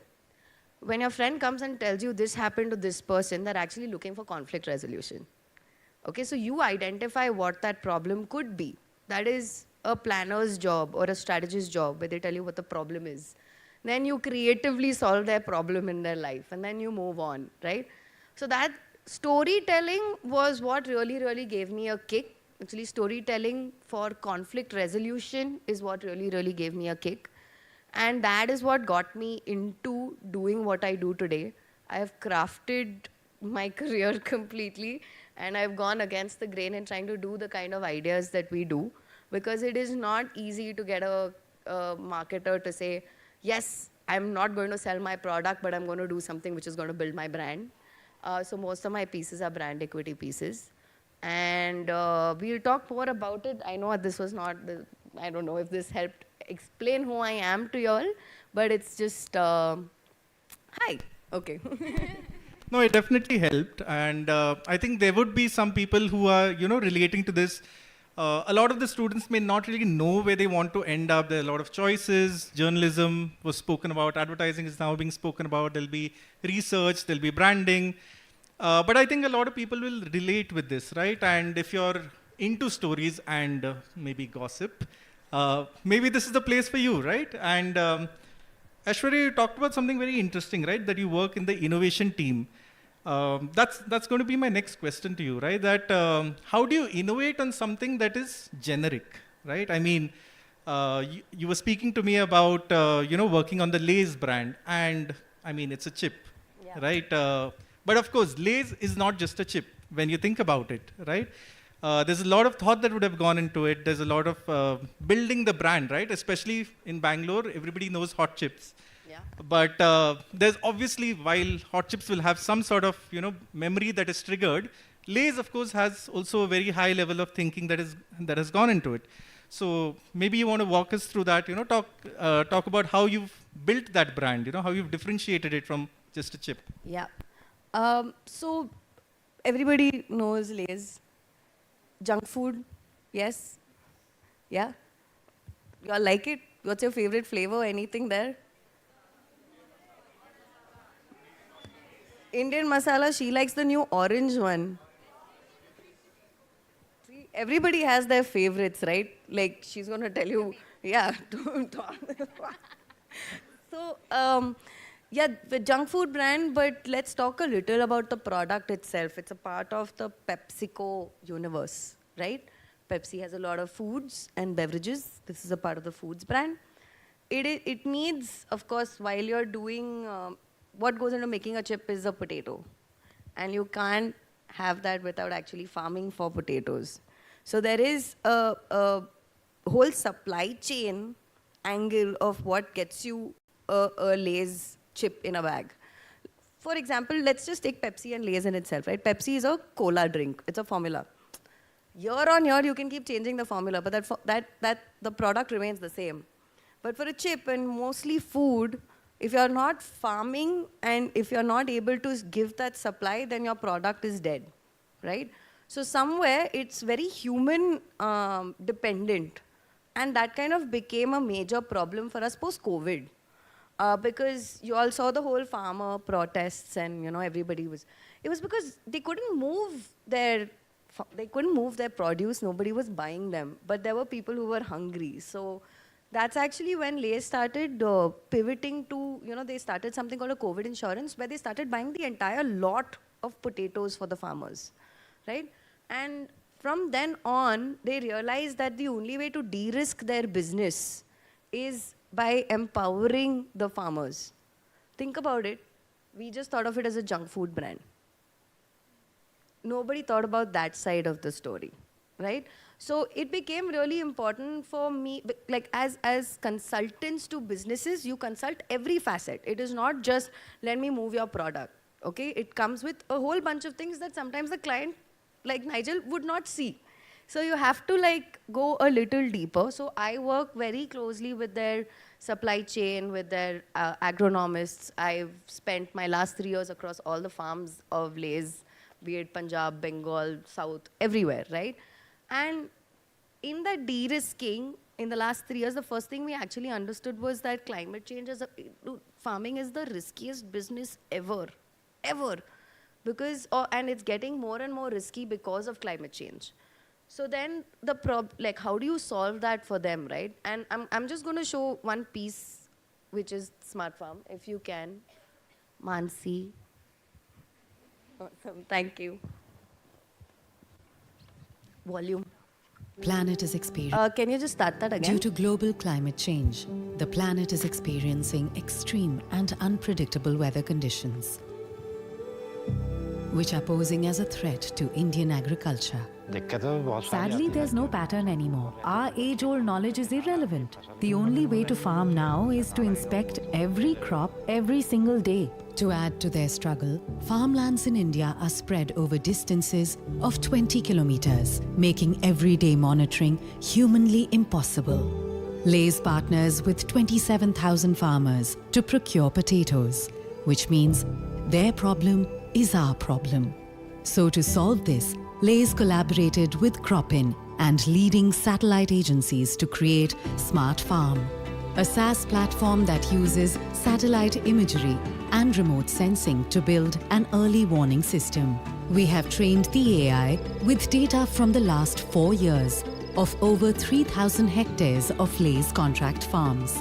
By overlaying live satellite image onto historical data, combined with weather and time, it analyzes factors that affect growth patterns of the crop.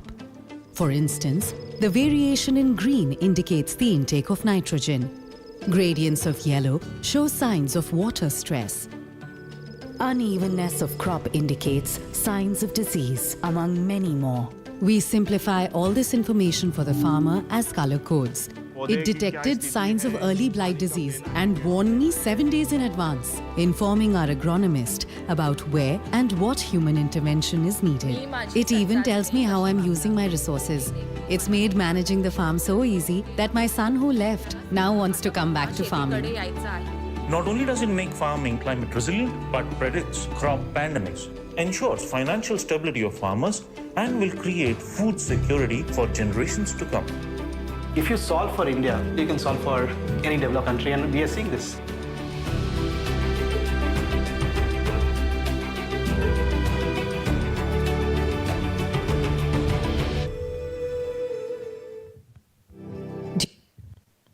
So,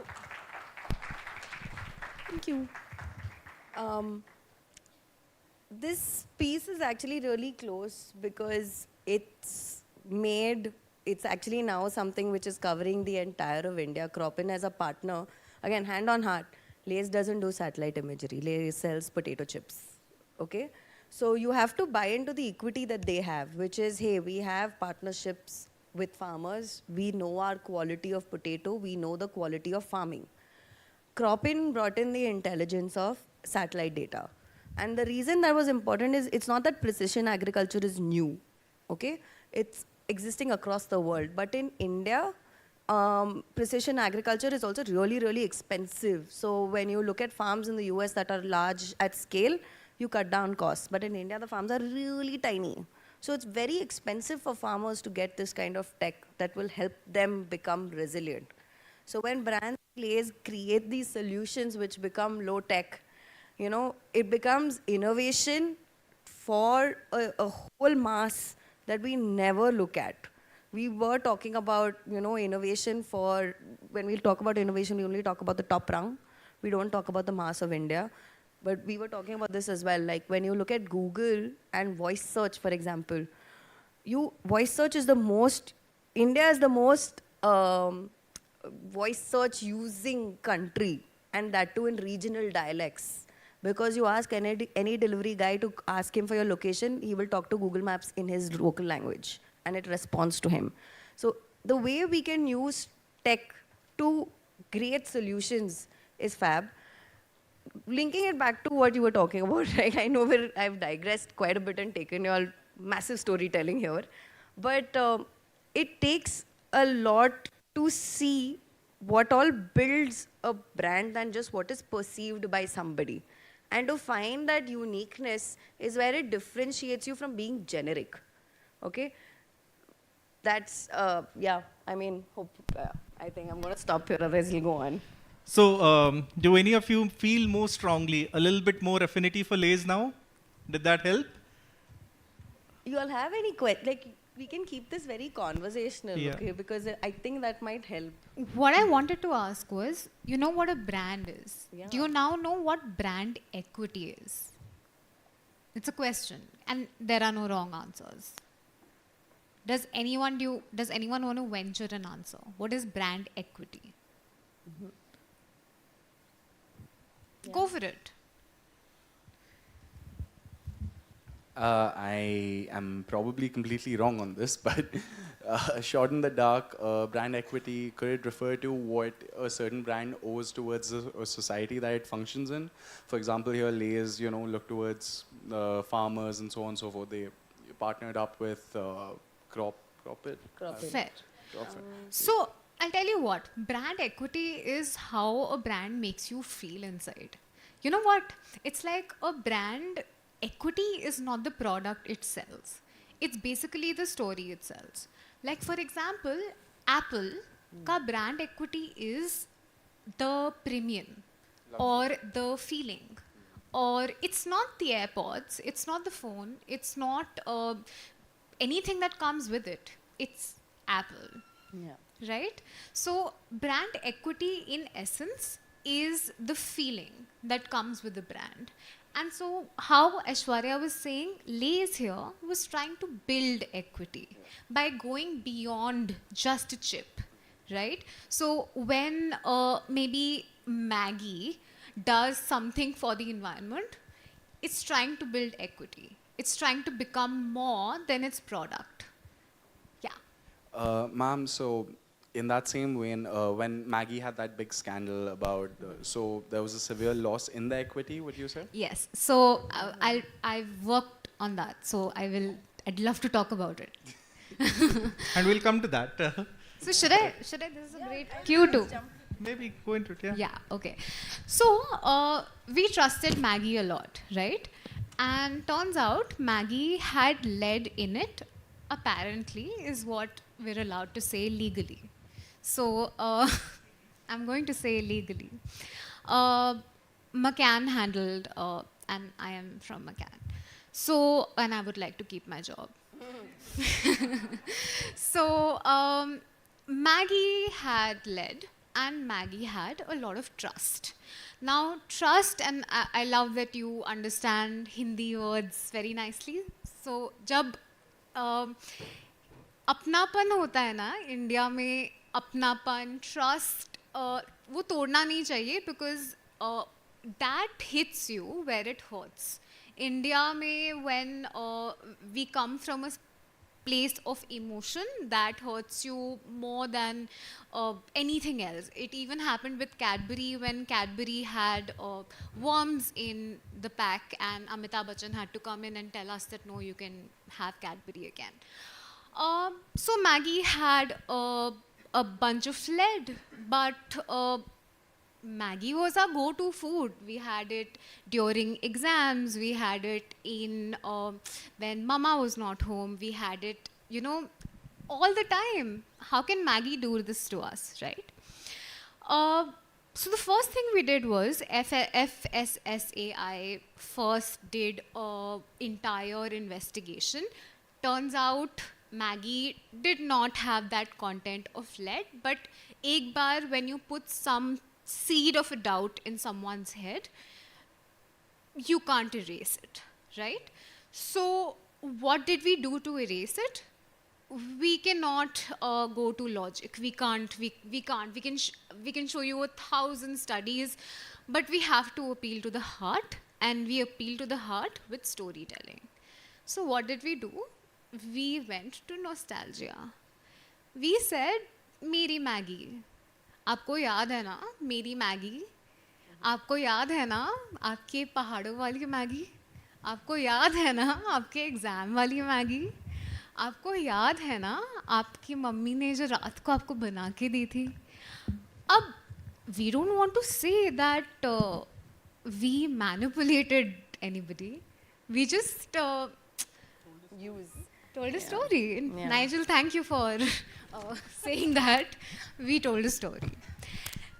We played on the equity of what Maggie had built over the years. We built on the equity Maggie had built beyond the product that is Maggie. Exactly. We built the equity that was पहाड़ों वाले जो वो छोटे छोटे दुकान होते हैं जो आपके कॉलेज में छोटी छोटी जो शॉप्स होती हैं. We built on that equity and we said छोड़ो ना यार, this is हमारी Maggie. And our sales went up by 30%. Lead was forgotten very, very, very fast. Yippee Noodles came back, tried to tell people that, hey, listen, these people were trying to feed you lead. Yippee Noodles failed because they were not Meri Maggie. They were not Meri Mummy wali Maggie. They were not Meri Pahado wali Maggie. They were not Meri exam wali Maggie. They were not Meri Maggie. That's how you build a story. And when you build a story and you have brand equity with it, they got nothing on you. Yeah. Adding to what she's saying, maybe through this entire conversation, what if you guys can take notes on is building equity for brands. Because see, both of us have been in an agency for quite a while, and in the same agency, while we've worked on multiple brands, but brand building is a very different activity. So when we're talking about equity, equity is the story behind the product, okay? And that can be either from how the product is made, or how the product is perceived, or who the product is used by, right? What she's talking about with all of these use cases of Maggie, which we call use cases, it is nostalgia. It is what has built the brand. So if you all take notes, it'll really help you all when you all actually go into the industry and start building this for your own clients. Cool. Yep. There's another question, yes, or two more questions. Sports journalist has a lot of questions. We can hand over the mic maybe there. To the sports journalist. No, go ahead.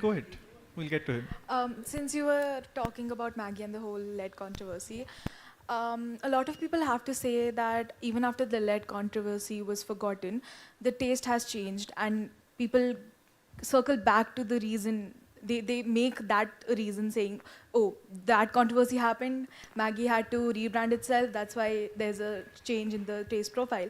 And moving on to the latest trends, like you mentioned that equity is more about how you connect with the heart and storytelling. And if we look at the recent landscape, you have so many flavors, you have so many Korean trends going on.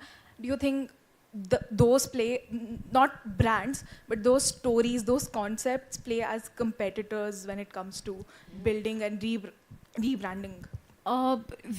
So Korea is absolutely something that has taken India by storm. K-pop, K-drama, K-everything. K-beauty. K-beauty. Not the Katrina one, no, the other one. Yeah. So I think that, yes, I know what you're asking. Are we cannibalizing into our own brand? No, but we have to be relevant. Maggie is still seen as a brand which a mummy still makes for a bacha who comes home from school. We still have to be relevant to you guys. If you guys want to have ramen, I have to have a Maggie which is ramen flavored, right? So I have to cater to you too. I have to be there for the Squid Game audience. I have to, so we have to make our portfolio versatile. There's always a mother product. So the Maggie, the core Maggie will never change. So for example, in Apple, your iPhone will never change. We can diversify around it, sure, but never touch your, mother brand. Yeah, there's also a reason for that. Okay, you've already built equity for so many years. Like, think about it when you're traveling on the road and you see a local dhaba and you see a McDonald's. Invariably, your parents themselves will say, yeah, let's stop at a McDonald's. Why? Because the brand is safe. I know the product. I know what will happen. Vis-a-vis something which is very different. So you cannot, you won't try harming what people already know. That's just wrong. So you will do it just so that you can build more relevance. Yeah, so a brand is a promise, it's an expectation, and of course there are consumer perceptions about it, which could be positive, could be negative, could be strong, could be weak. But Adyasha, I'd like to talk to you about a brand that you work on, that perceptions may be a challenge, right? You work on Air India, and all of us have some expectations, some way we see Air India, especially when it was under previous management. And now you're trying to do a whole different reimagining brands, right? You're trying to reimagine Air India. So how would you do that now? First of all, I apologize. Okay, so Air India, yes, we work on Air India. We like to take on challenges, but Air India is a brand which now has been taken over by Tata. Tata is a brand, again, the equity of Tata is of the reputation of Tata. You guys know is chef's We kiss. also make steel. Bolna. We also make steel, that's the... I mean, Tata Steel, Tata, whatever. The trust of Tata, Ratan Tata, all of Tata, everything. And then you juxtapose that with Air India, and if you just go on Twitter and you search Air India, and you will see a lot of broken planes. And just off this morning, I saw someone urinated on somebody. So it's cognitive dissonance, right? It's one brand really, you really and this is where I will segue for Aishwarya to say something, because I genuinely am lost, because this is something we struggle with, and we struggle every day with this brand, because building equity is not easy, and building equity does not happen overnight. We get a lot of, wow, now you are with Tata. Why are you failing? Why are you flailing? The reason why we can't co-opt someone else's equity, we can't buy equity overnight. Equity doesn't happen not even in a year, not even in 2. Equity can't be bought. Equity can't be merged. Equity can't be, it can't. Equity is built over years and years and years and years. It's a culture, it's a reputation. And it's somewhere that we struggle and we see with Air India. You might have obviously heard that Air India also bought over Vistara. And again, you will see a muddling of the two.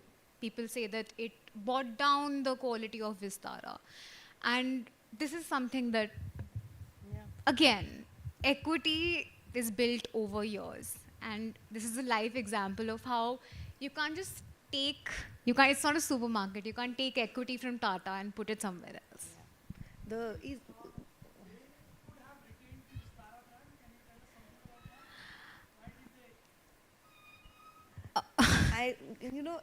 Go for it, actually. I mean, I think maybe that's a question that Tata could answer and not maybe Adyasha. No, but I kind of So- just wanted to comment on that, right? Please understand, we are the communication partners for brands. But please also understand how we are talking about the brands like they are our own. Like we are building the business. So we are consultants to them. We do need to know, I mean, we're commercial creators, right? We're in the commerce of it. So a lot of decisions at the end of the day are not ours, but we have to justify their decisions. Yeah. Like, I want to use the sports journalist. That's your equity, by the way. Okay. I was not aware you all were in the room for that. But now that you all do know, I'm going to lean a little bit in that direction. So as soon as, I think I've had this question for about 5 minutes. No, not because, oh, I've held it for so long. I actually want to hear this answer from all of you. There's been a lot of talk about, obviously, brand equity. Have you all been forced to work with a brand that you knew, like, behind the scenes, it's pardon my French, a shit show, but you had to talk them up and you maybe lost a little bit of sleep over it, considering it is your work that built what their image is in the market today? Every day. Can you look up? 1 second, 1 second.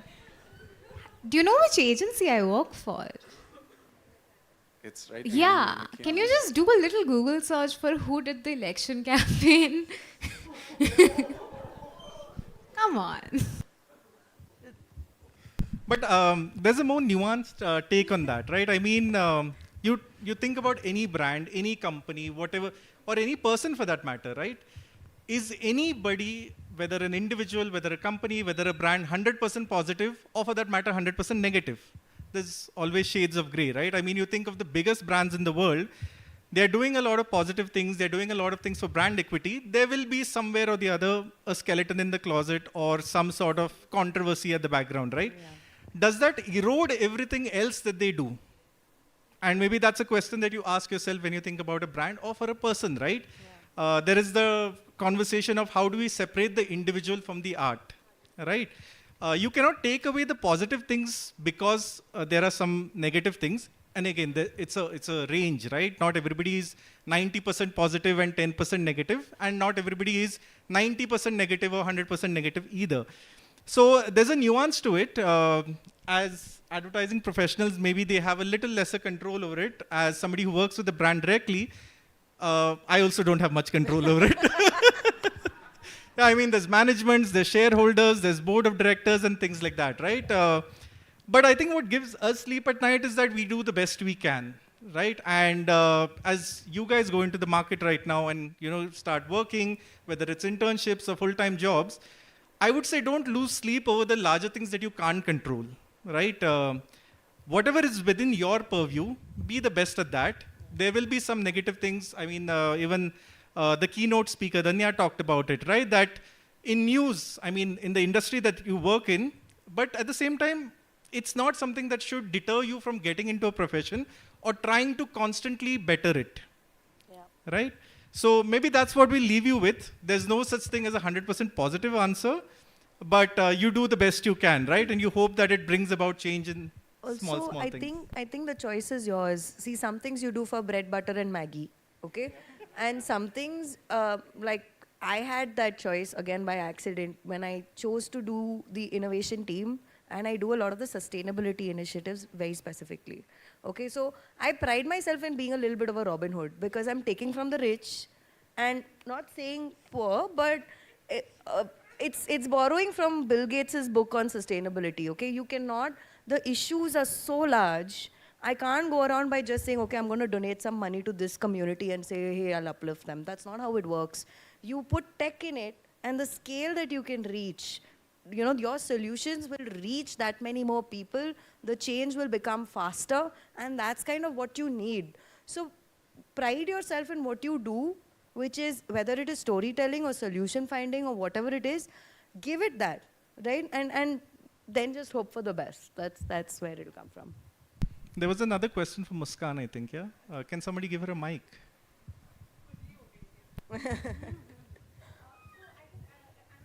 Yeah.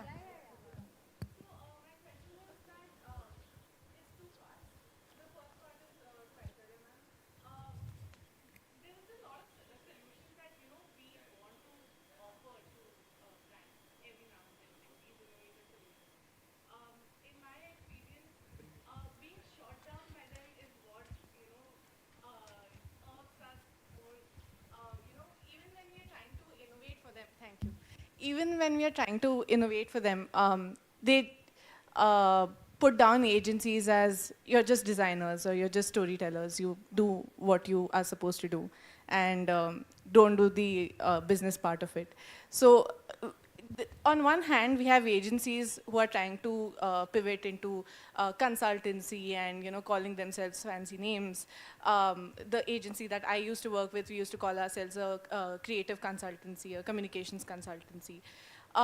So where do you draw the line between business, which is design karo, paisa kamao, and giving solutions and getting your thing, the juices flowing?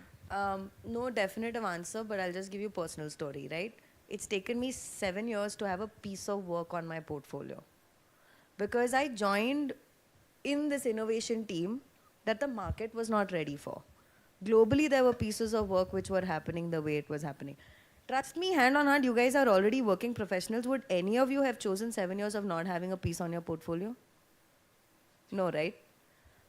So I heard too many no's, including my own boss, until I learned why some pieces of work work. For brands also.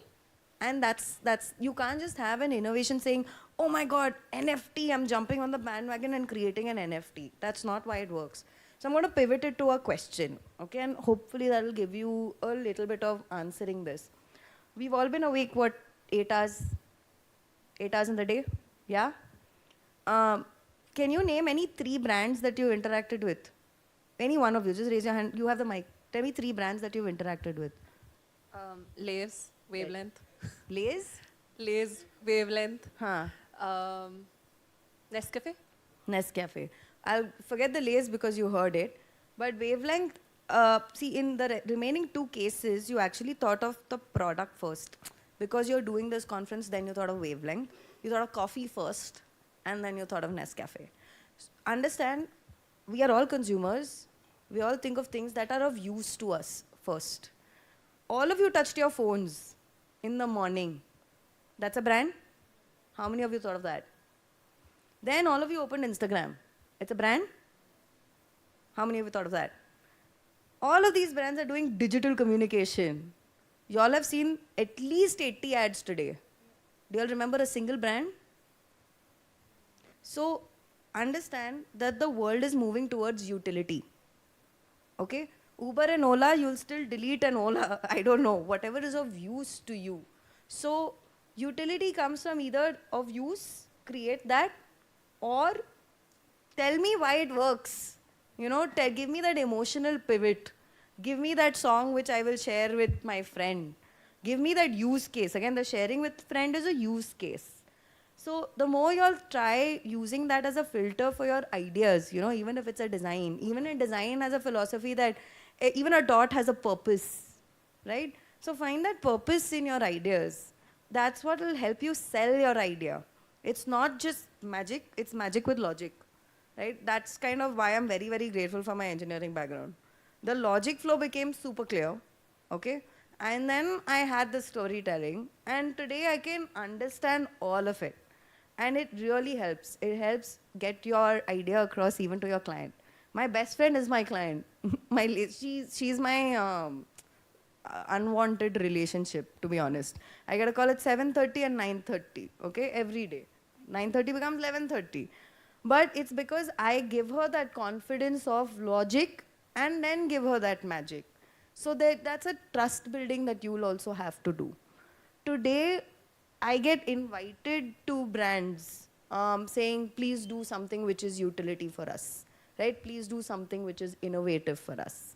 And so you will have to find that use case. You will have to find that logic. That's how it'll work. Is there a follow-up question? Yeah. Nigel, your whole thing is gone. Through it. That's fine.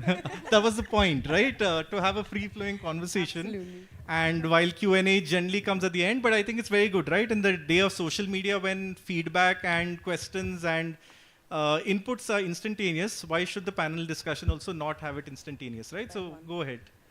Okay, so not exactly a follow-up. I'm backtracking a little bit. And also a question in 2 parts because we are just not satisfied with them. So 2 things. So one is, ma'am said that brand equity cannot be co-opted. My question to that was because we quite heavily rely on endorsement these days.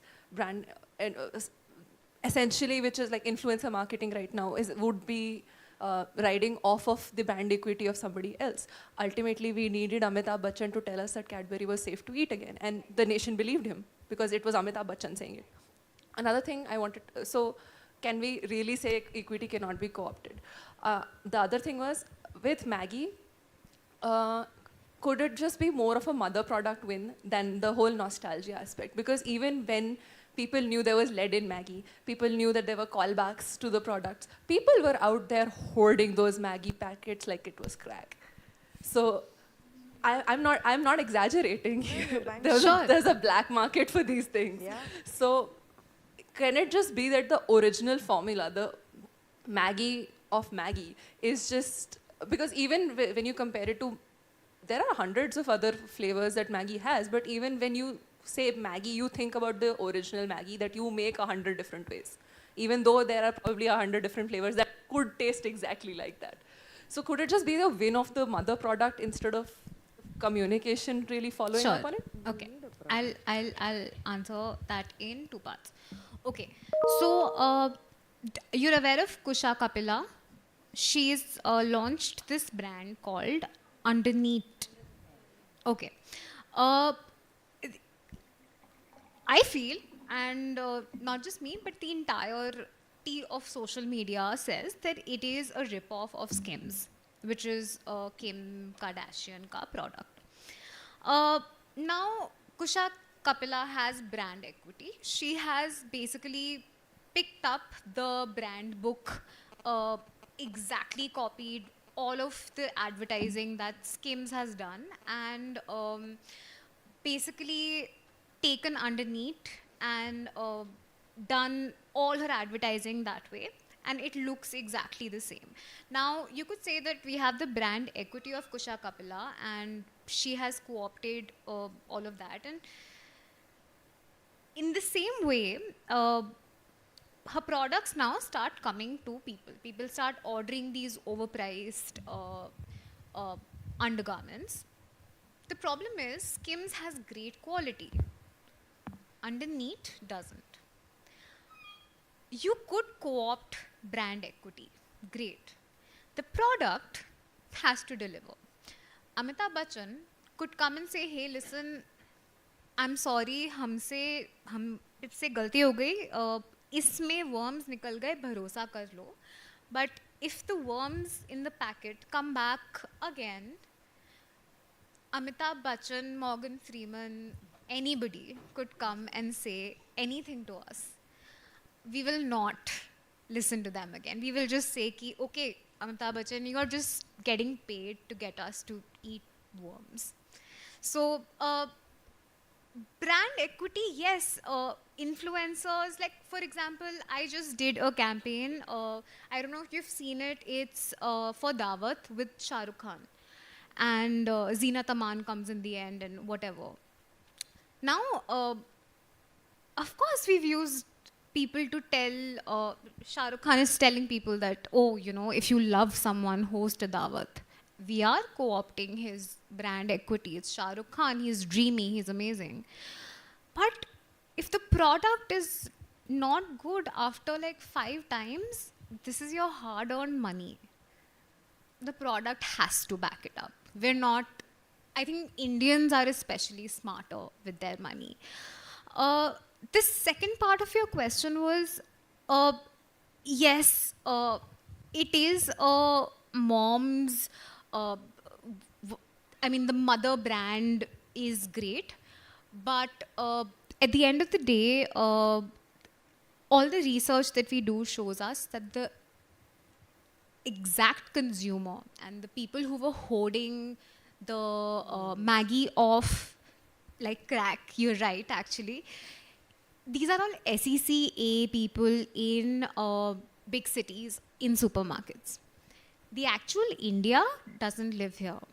The actual India is actually gaon, rural, and their moms do the buying. So the moment they find out ना कि बबलू और बिट्टू की Maggi में lead है, उन्होंने खरीदना छोड़ दिया है. So a mother will not give her child. The mother is the main buyer and consumer. All our research says that. So even though Delhi, Chennai, Mumbai, Calcutta में शायद हम जैसे लोग we are buying it, but the main consumer, the main buyer, which is the mummy in the smaller cities, in the SEC, B, C, they're not buying it anymore. So that's barely a blip. So that's how it is. And just to add on to this, right, when you talk about Amitabh Bachchan and Cadbury, you're looking at one piece of communication that was done, right? And that wouldn't work by itself. Just Amitabh Bachchan coming on your screen and saying, there are no more worms, Cadbury is safe to eat. There was a lot of things that went into the background of it, right? There was a factory visit, there was a new packaging that was designed, and then there is long-term communications, right? I mean, we saw the Lay's example. You think of it as a chip that comes in a packet and maybe, you know, slightly more expensive compared to a Balaji or a Hot Chips or whatever it is.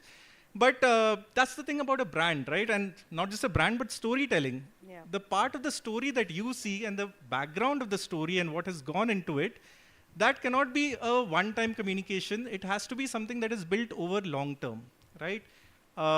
Today, even a lot of brands will still be talking about things that, I mean, why does a Nike need to advertise? Why does a Nike need to do brand building, right? Of course, Nike had their controversy and did their communication at that time. But leaving that aside, why do they need to advertise? Why do they need to keep building a brand, right? Everybody knows it. Most people probably buy it. But you cannot leave a brand building part to, or you cannot attribute brand building to just, you know, one communication or something that went very high level or viral, right? And I think that's the next point that I wanted to bring up, right? That it's not just about the grand gestures. It's not just about the big communication campaign or the 30-second ad that played during IPL and things like that. But brand building is about noticing the smaller moments, right? Micro moments, as they call it. Yep.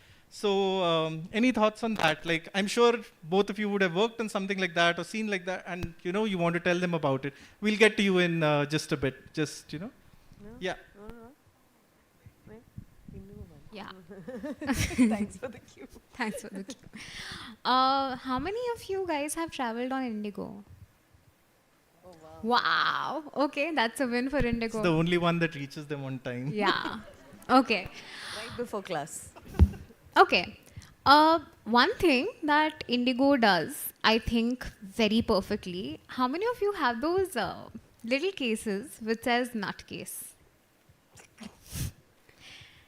I feel, and we all do because we discussed it, it's a piece of branding done brilliantly. I mean, you carry it with you. I think you still, I mean, I'm sure you guys still have it. I keep like jhumkas, earrings, whatever in it. And I think that it's, imagine carrying advertising with you everywhere as a piece of utility. And now, even if you don't see that nutcase ka dabba, you actually see every piece of whatever snack they give you. It's got this lovely piece of copy on it. It's lovely piece of little pun or a little bit of storytelling, which you feel like carrying with you. So it's not advertising that they're shoving down your throat. It's things you want to take with you. Yeah. And I mean, I always do. I don't even like cashews so much. But I just get the box for the box. Just, you know, adding to what she's saying, nowadays there's no such, I mean, it's a personal belief. Products aren't just products anymore. They're all services. We're all in a service industry. See, even if you buy a shampoo, okay, I'm sure you all bought it on Instamart. And if that bottle came broken, say it's a bottle of Dove, which you bought on Instamart, and the bottle is broken, who are you going to blame? because the service was bad. You're not blaming Dove, right? So somewhere we have to start thinking, I mean, the reason we're having this discussion is start thinking of the entire gamut of an experience that the brand is selling. That's the equity. There are too many things that sell this experience, and figure how you want to talk about it. You all will be in our seats trying to solve those problems every day. So, yeah. Can somebody give us a cue when, Time is up. because we can talk about brands all day long, probably do a 4-credit course on it, or maybe more, right? But yeah, so somebody can just maybe tell us. 10 minutes more, right? Okay. 10, 15. Okay, perfect. Okay. There was a question coming in from there, right? Yeah. Go on. Yeah, so I think the conversation sort of led to my question. How much does experience contribute to building brand equity? Because we spoke about Maggi and Air India, right? So Maggi, after the crisis, maybe the product was accepted better because of the experience it provided, or at least the illusion of experience it provided for most of India. And when it comes to Air India, the actual service experience they provide, maybe that is why the brand equity was sort of, kind of tarnished. So how much of that goes into, building an illusion of experience per se? You're right. I mean, think of it like a relationship. I mean, it's almost like, you know how you have friends, right? And you have that history of a bad friend and a good friend, and you feel like sudhar jayega, right? I feel like it's kind of like that. You have to show a track record of being consistently good. And I feel like you be consistently good. You don't just say that I will be better, I will be better, I will be better. And that's where what Nigel was also talking about, that's where the background of things come. So as we communicate, as we say that we will be on time, our services will be better, our seats are better, we actually do those things. So there's only so much advertising and communication can do. There is also a lot that product must also do. Yeah. I'm going to give the other perspective, okay? Yeah, because there have been pieces, because she's absolutely right, it's very difficult. But at the end of the day, we still have to create those solutions. So then you actually resort to creating experiences for brands. Okay, one example that I've personally worked on was for Gatorade. All of you know about Gatorade? Yeah. Do you all know that Gatorade had never advertised in India till last year? Yeah? So then we ended up creating a piece which was a sampling exercise for them. And it led to, it was an experience. Mansi, can you play Turf Finder? Again, it's a partnership with Google. But see the experience and then we'll talk about that. Okay. Yeah.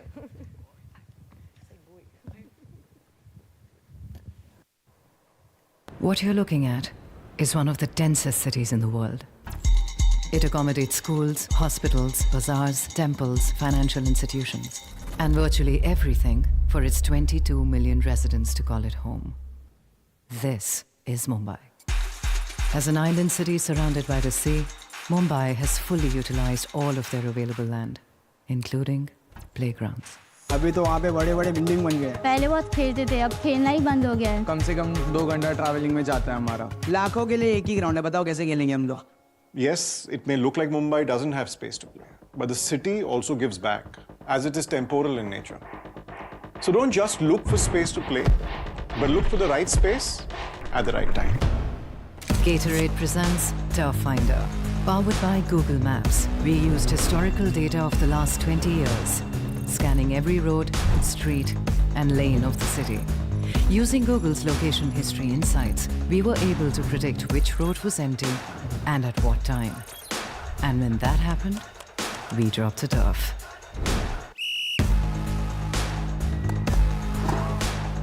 Normally, what you see behind me is the busiest road in the city. Now, crowded markets became a place to play. Busy streets, a place to play. Commercial roads, pedestrian roads, ring roads, service roads, downtown, old town. New streets, office streets, double lanes, bus lanes, city squares, traffic crossings. All became a place to play. A simple setup and removal, so the city got their streets back after games. And turf locations were revealed on our website and outdoors 48 hours in advance, so fans could pre-book. Turf Finder. Turf Finder. Turf Finder. It's a great initiative by Gatorade to use urban spaces for sports. It's really helpful for people like me who don't have spaces in our societies to play, so thank you for that.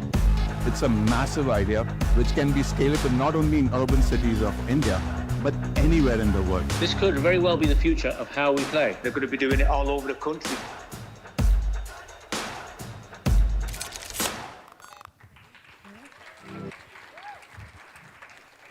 So it's a sports drink. We aren't active enough. And you know, when we were doing market research, we asked people, why aren't you active? Because you have to sweat, no, to drink Gatorade. And there were two excuses. People were like, where do I have the time and where do I go? And then we said, dude, actually it's sitting right in front of us, right? And it created a whole change. And now this experience has built equity for Gatorade. You're understanding? So there is a solution that you will be able to at some point create and connect. But if you don't have a good product, you will not be able to do any form of storytelling. So you have to believe in that product and believe in every aspect of what it can do. Sorry, just another follow-up to that. So your brand equity is also a lot to do with exploratory stuff, right? Like you can't definitively say that this and this constitutes brand equity. There's no formula. Okay. Every brand manager will have, or every brand will have their own formula. As you service them, you'll understand. But remember that aura I was saying? Remember that. That'll help. Because you can cut it from any angle that you want. Right. But I think an important part which may answer your question a little bit and which you can talk about, both of you can talk about in fact, is that a brand is not built on a laptop, in a PPT, in a glass cabin with a lot of AC sitting in the heart of Bangalore or Bombay or wherever, right? You've got to go down to meet your consumer. Your brand story cannot be started without your consumer story being complete. If you don't do research, you don't do insights, you don't understand your consumer, there is no story that you can build on, right? Because you've got to understand the consumer story first. The brand story comes a little later. And in today's day and age, research, insights, consumer studies, a lot of D2C brands, a lot of new brands especially, they believe in speed to market and performance marketing, saying that let's just launch the brand, we'll see how it does in market, we don't have time for insights, it's too expensive. But considering both of you handle such big brands and obviously these brands are not built overnight, they are not built in Excel sheets as we just spoke about. So maybe you want to take them through the sort of consumer studies. How do you get down to that basic insight, right? Which, as you talked about earlier, apnapan and relatability. I think there's a lot of talking to people. I'm not sure if you guys know, advertising has a lot of, inside advertising there are bifurcations. So there is a copywriting team and there is a strategy team. And the strategy team basically talks to people. They're supposed to go out on the field and go to literally gullies and nukkars and gaons and actually go to their houses, sit down and talk to them, and it's called qualitative research. And we talk about feelings, and that's how those feelings are converted into storytelling. So when I talk to you and tell you about things like apnapan and things like a mother will never feed lead to her child, or how Atta Maggi was conceived because, by the way, Atta Maggi and actual Maggi don't have a lot of nutritional differences, but it was conceived because Atta Maggi gives a semblance of health, right? And it was conceived so that the mom can feel like her kid was having something more healthy. So all of this is found out through ground research. We don't make it up. Yeah. We don't actually like imagine that, we sit and we're like, okay, aaj kuch sochte hain naya. I'm sure that, there is a lot of ears to the ground, and a very, very big part of advertising and marketing comes from actually the grassroots. And it looks easy. I guess people make it look easy and glamorous, especially advertising. But I think especially the field in which Aishwarya is, when she was talking about the Lays and the potatoes, and I was like, wow, the farm. So I'm a strategist turned creative. That's also because the role nowadays demands that, okay? You have to know, I was told by my mentor when I was like, dude, I'm just a strategist, I only do research, I will leave it to an insight. And then she said, but if you're the one who knows the problem the best, you're possibly the only one who can solve it. Okay, so that changed my perspective completely. And I'll tell you another thing, my understanding of insight even from college was this. You see the skin? That's an observation. Okay, everything that goes inside it is an insight. So basically things that will connect all of us that we'll relate to, right, is an insight.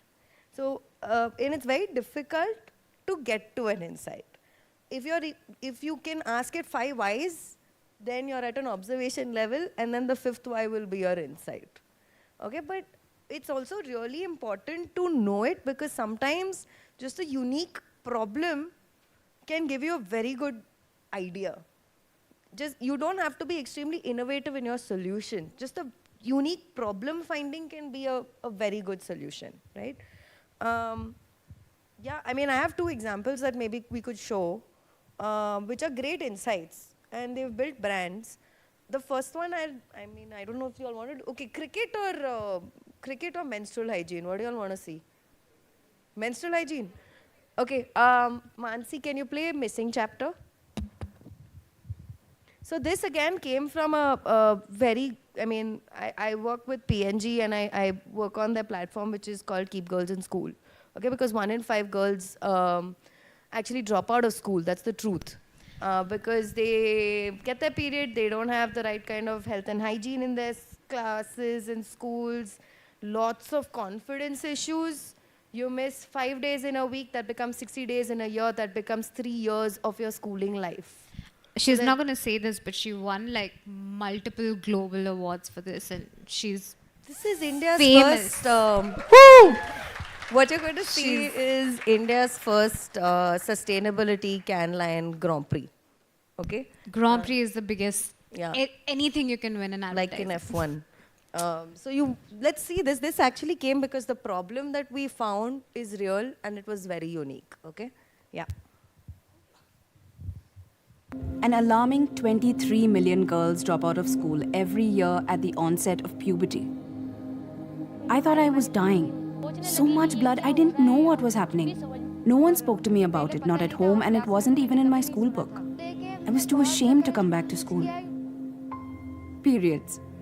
A topic so taboo that no one in India, not even mothers, talk about it. The only place where girls could have learnt about it is school. But because of the same taboo, even the National Council of Education never printed this chapter. Introducing The Missing Chapter. Together with PNG Whisper, we designed a chapter for schoolgirls to understand the simple biology behind periods. The conversation was sparked with a film about 3 rebellious girls on a mission to spread period education. The red piece of paper became the symbol of our revolution. News channels picked up the missing chapter and read it live on prime time TV. Missing chapter, Aro strong, Aro healthy. To reach the remotest parts of India, we adapted the chapter in 28 native art styles and languages and put it on school and village walls.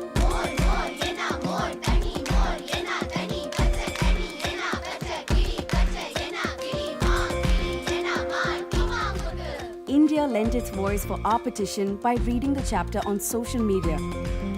The more people that can get access to that kind of education, the less of a problem period management will be. The collective voices were heard by the country's decision makers. We must eliminate the taboo and save millions of India's daughters and ensure their education is not affected.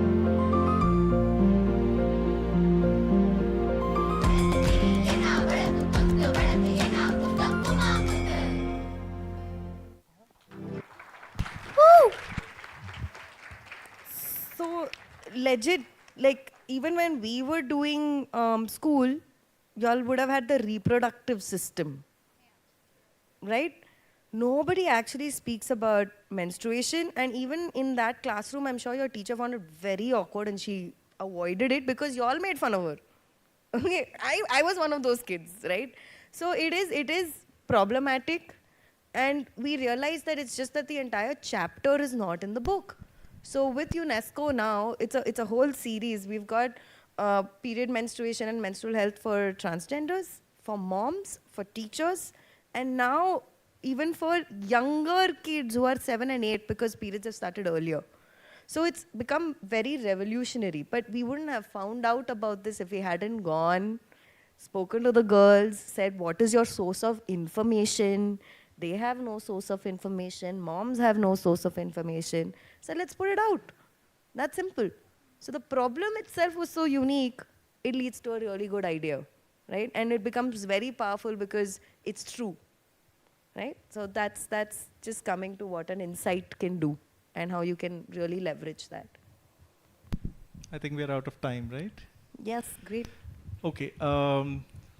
So I hope you guys enjoyed this panel discussion. There were obviously a lot of great insights, and I hope you've learned a lot about branding, advertising. I know a lot of people have this question, especially when we explain to our parents, and I'm sure they can relate to that, that what really is advertising, what really is branding, right? It may not be understood fully, and the people who don't understand it fully also have this thing that, okay, you're just selling something that nobody wants, you're manipulating customers, you're just trying to add to consumerism.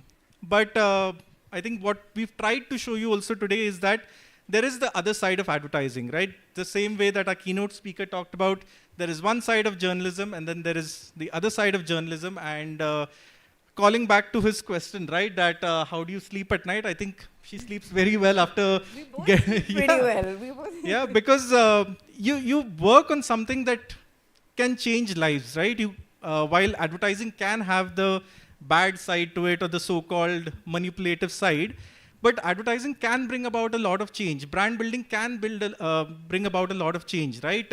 These topics are not spoken about in school, but because of commercial creators, to use your term, who bring this to mainstream, right? And you talk about this, and there are so many other campaigns, right? About water, about same-sex marriage, or a lot of other topics that nobody wants to address. And when brands or creators like these address it, they are also subject to a lot of criticism, hate, maybe even violence, right? You've seen about, we were speaking in the morning about Starbucks having to take down their advertising. Tanishq, a brand manager, was attacked, right? So there is this side to it also, but advertising and brand building can bring about a lot of good also. And I think that is what I want to leave you with today. And I'll invite them also to share a few last words before we head off. I had fun. I don't have much to say. You guys have been great. I really love that you guys were so interactive, and yeah, best of luck to all of you. And I hope you guys join advertising and the good side, the bad side, the brand side. Anywhere, you're welcome, and reach out to us ever if you need help. Just be an outlier, man. Think y'all are special and think that whatever y'all are doing, like, really believe in it. And I think y'all are a very smart bunch. So it's thank you so much for allowing us to share. Thank you.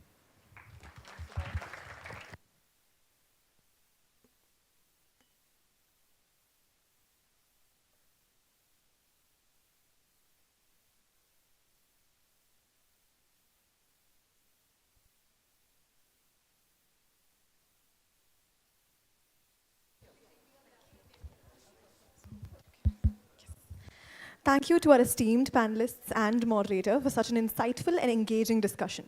Your perspectives have offered a deeper understanding of the evolving media and creative landscapes, and we are truly grateful for the time and thoughts you've shared today. I kindly request Dr. Hima Bindu and Dr. Pranav Kumar to present our panelists with a token of appreciation.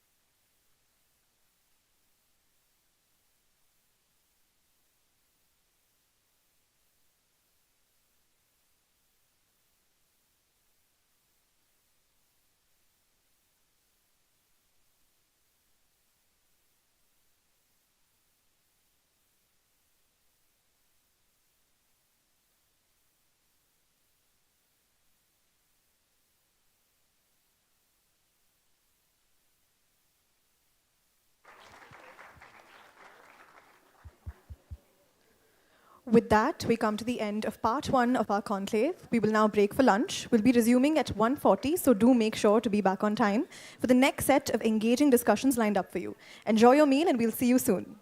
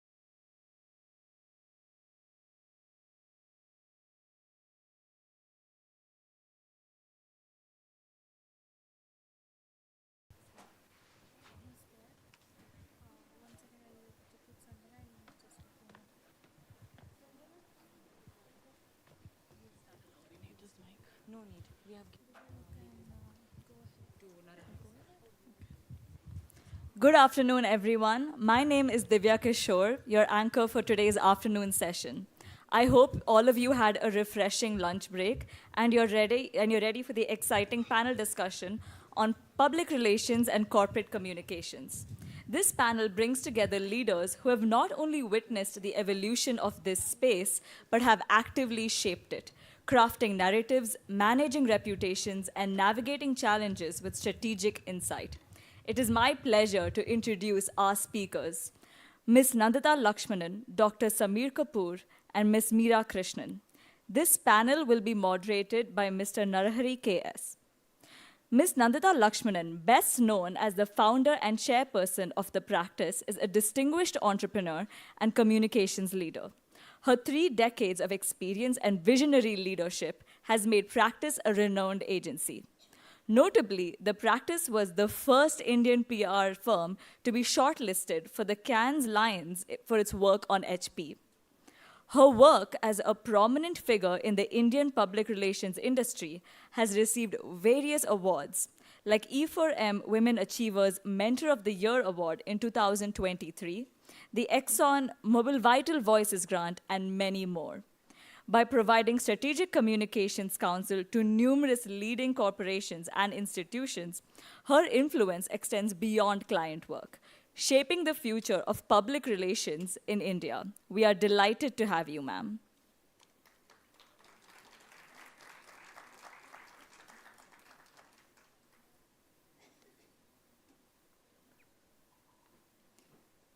Can we please have a huge round of applause?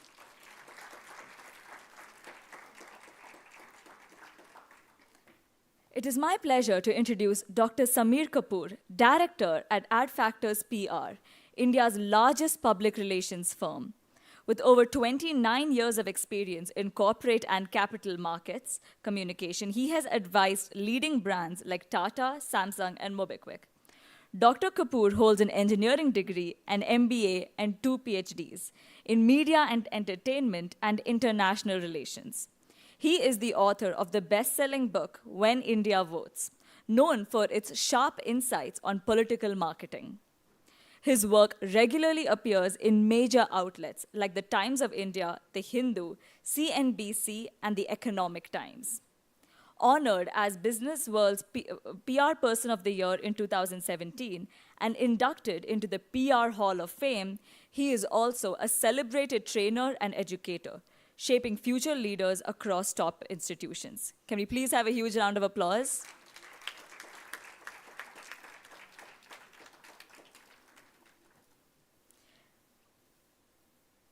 Please join me in welcoming Ms. Meera Krishnan, Principal at Dua Consulting, a leading public policy and strategic advisory firm. With over 30 years of experience in communications, Ms. Krishnan has worked across public relations, branding, advertising, and now public affairs, bringing cross-functional expertise to every role. She has led impactful campaigns for sectors ranging from healthcare and tech to FMCG and NGOs, and her work has shaped key policy outcomes. At Dua Consulting, she spearheads government relations, advocacy programs, and business development. Ms. Krishnan has also collaborated with global institutions like the World Bank, and her reputation as a trusted advisor continues to influence public discourse and corporate strategy alike. We are honored to have you, ma'am.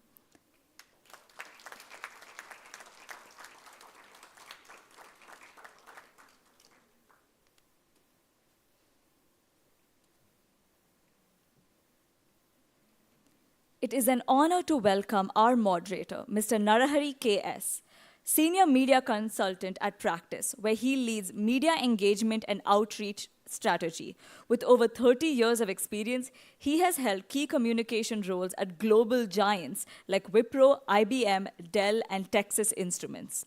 He also serves as chairman of the Marketing and Communications Forum of NASSCOM Karnataka and shares his knowledge as a guest lecturer in Bangalore colleges. His remarkable contributions have earned him numerous accolades, including the Praxis Lifetime Achievement Award, the Global Communication Association's International Award for Excellence, and induction into the Press Relations Council of India's Hall of Fame.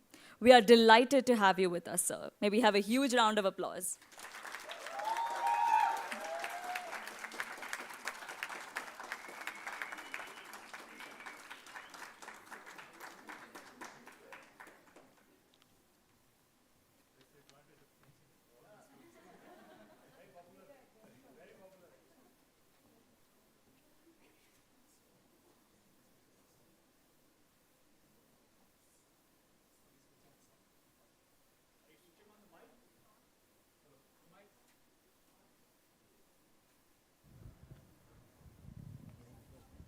Hello, hello. Can you hear me? Yeah. Good afternoon, everyone, and nice to see so many of my students over here. And I found in the last session, most of my class was asking all the questions. So I think I survived 3 months with you all now. So that gives me a very confident feeling to sit here among the industry stalwarts here. I think we are lucky to have 3 people here who have all been pioneers in our industry in some form or the other. So this is a great opportunity for you all to actually ask them a lot of questions when you come to the questions time. I think we'll take the questions towards the end and we'll go through the flow of questions that we have. And for me, it's in fact, while I thank MAHE for giving me this opportunity to anchor this session, I'm also privileged and honored to have Sameer, Meera and Nandita, with whom I've been working very closely here. And let's hope we have a good session. The topic that they gave actually was reputation meets responsibility. So I would like to start by, what do we mean actually by reputation? Of course, we are all in this business of reputation management, building brands and things like that. But what is that responsibility factor? When I look at responsibility this way, when I started, there was only print medium, and then, gradually we started getting online medium. Then we had digital communication coming in, and now social media, which has come in a big way. I think social media has even taken away the press conferences that we used to have a dime a dozen those days. Even the Prime Minister only tweets these days, and he doesn't have any press conferences at all. So that being the case, social media has been playing a very big role. And everybody is a journalist today. That's what I keep saying. Everybody have got their own handles. Some of their followers, I have in my class a person who is an influencer with 18K people following her. So that being the case, I think certain people with a lot of followers are even having a larger circulation than a newspaper. That being the case, it brings in a lot of responsibility to us. We can create chaos, we can also create positive aspects. And if we are not responsible in what we write, fake news and all that I think is a kind of an afterthought of all these things that have come in now. So I think the responsibility factor has become very important even while we look after the reputation of organizations. So I would like to start with asking each one of you all can take whichever order you want to answer, what do you feel about this responsibility factor that is coming in now? So watching all of you applaud when Hari came onto the stage, I must say that he's really the youngest colleague we have in our office as well. So thank you. So, Hari, we can't decouple responsibility and reputation. I think responsibility is an intrinsic part of reputation. Without that, I think you may have an image, but you don't have reputation. You spoke about how communication channels have evolved, and you're absolutely right. When I started my career, we had only newspapers. Television had just come in maybe a few years before. And today you have a plethora of communication channels, as you can see. But I want to kind of step back and to say that, before you communicate, what really happens? As public relations professionals, businesses, we have to be very aware of the context, the environment in which we're operating in. And we don't have to say much about what's going on right now. I think all of you are well aware of what's happening around us. So it's, you know, it's very volatile, it's very dynamic. And it's almost like sitting here at a place and with, you may say, years of experience, but I think I'm starting all over again. And it's a level playing field. You know, students like you entering the workforce, so-called veterans in the sector, I think for us it's a level playing field because we're all learning and the context is changing so dramatically, it's changing. So I feel responsibility was always been there, and you know, when I started my career very early on, I realized, because I've been on the consulting side for the last 33 years, I've never been on a corporate side, and I always said that the responsibility is threefold. One is responsibility as a public relations professional, because the profession was just about starting back in the early 90s. So there was a huge responsibility to kind of establish the profession as credible, as trusted, and all of that. The second was responsibility towards the brands and the businesses that you represent, right? And third was to the industry as a whole. So I think in myself as a public relations professional, so the individual, the business, and the sector. So I think responsibility is ingrained in and is an important part of reputation. Yeah, I have of course, what Nanta ma'am has said is absolutely bang on, but I just want to talk about reputation and how responsibility is met, and I'll just give you recent examples. A well-known YouTuber has millions of followers, says something for 2 minutes or 1.5 minutes, and you've seen how the entire thing erupted as far as India is concerned, right? And the channels where the nation wants to know and other wants to know, who are not even talking about them, actually carried primetime news for more than a week on that. 2nd of April, the reciprocatory tariffs came in by the world's largest economy, and the entire messaging was, it's the liberation day for their economy. And see how liberated they are. They're down by $10 trillion US on the market capitalization. Right, so this primarily is a responsibility because you are carrying a huge reputation. The well-known brand, Tesla, the stocks are down not because there is a tech issue, but there is a trust issue. Yeah. And suddenly, this entire thing is down the drain. Now, the two iconic, web series or two iconic shows of set are now going to Netflix, which is supposed to be the new age, right? And in case many of you seen this web series, a short web series called Adolescence, you'll be surprised to see that how a YouTuber is impacting teenagers in the United Kingdom and of course in all the part of the world because of the certain terms that he has coined, and those people have now taken it, imbibed them in their regular life. Now, that's where responsibility comes into play, right? Of course, you have reputation, you've gained, like Sir mentioned that they've gained millions of followers, people are watching you on YouTube. It is your responsibility as well to ensure that you self-regulate yourself. Otherwise, the governments will come in and they will regulate you. You've seen that happening in television, you'll see that happening in OTT platforms and any other area of communication that is there. So it is very important, like Nandita ma'am said, on the reputation side.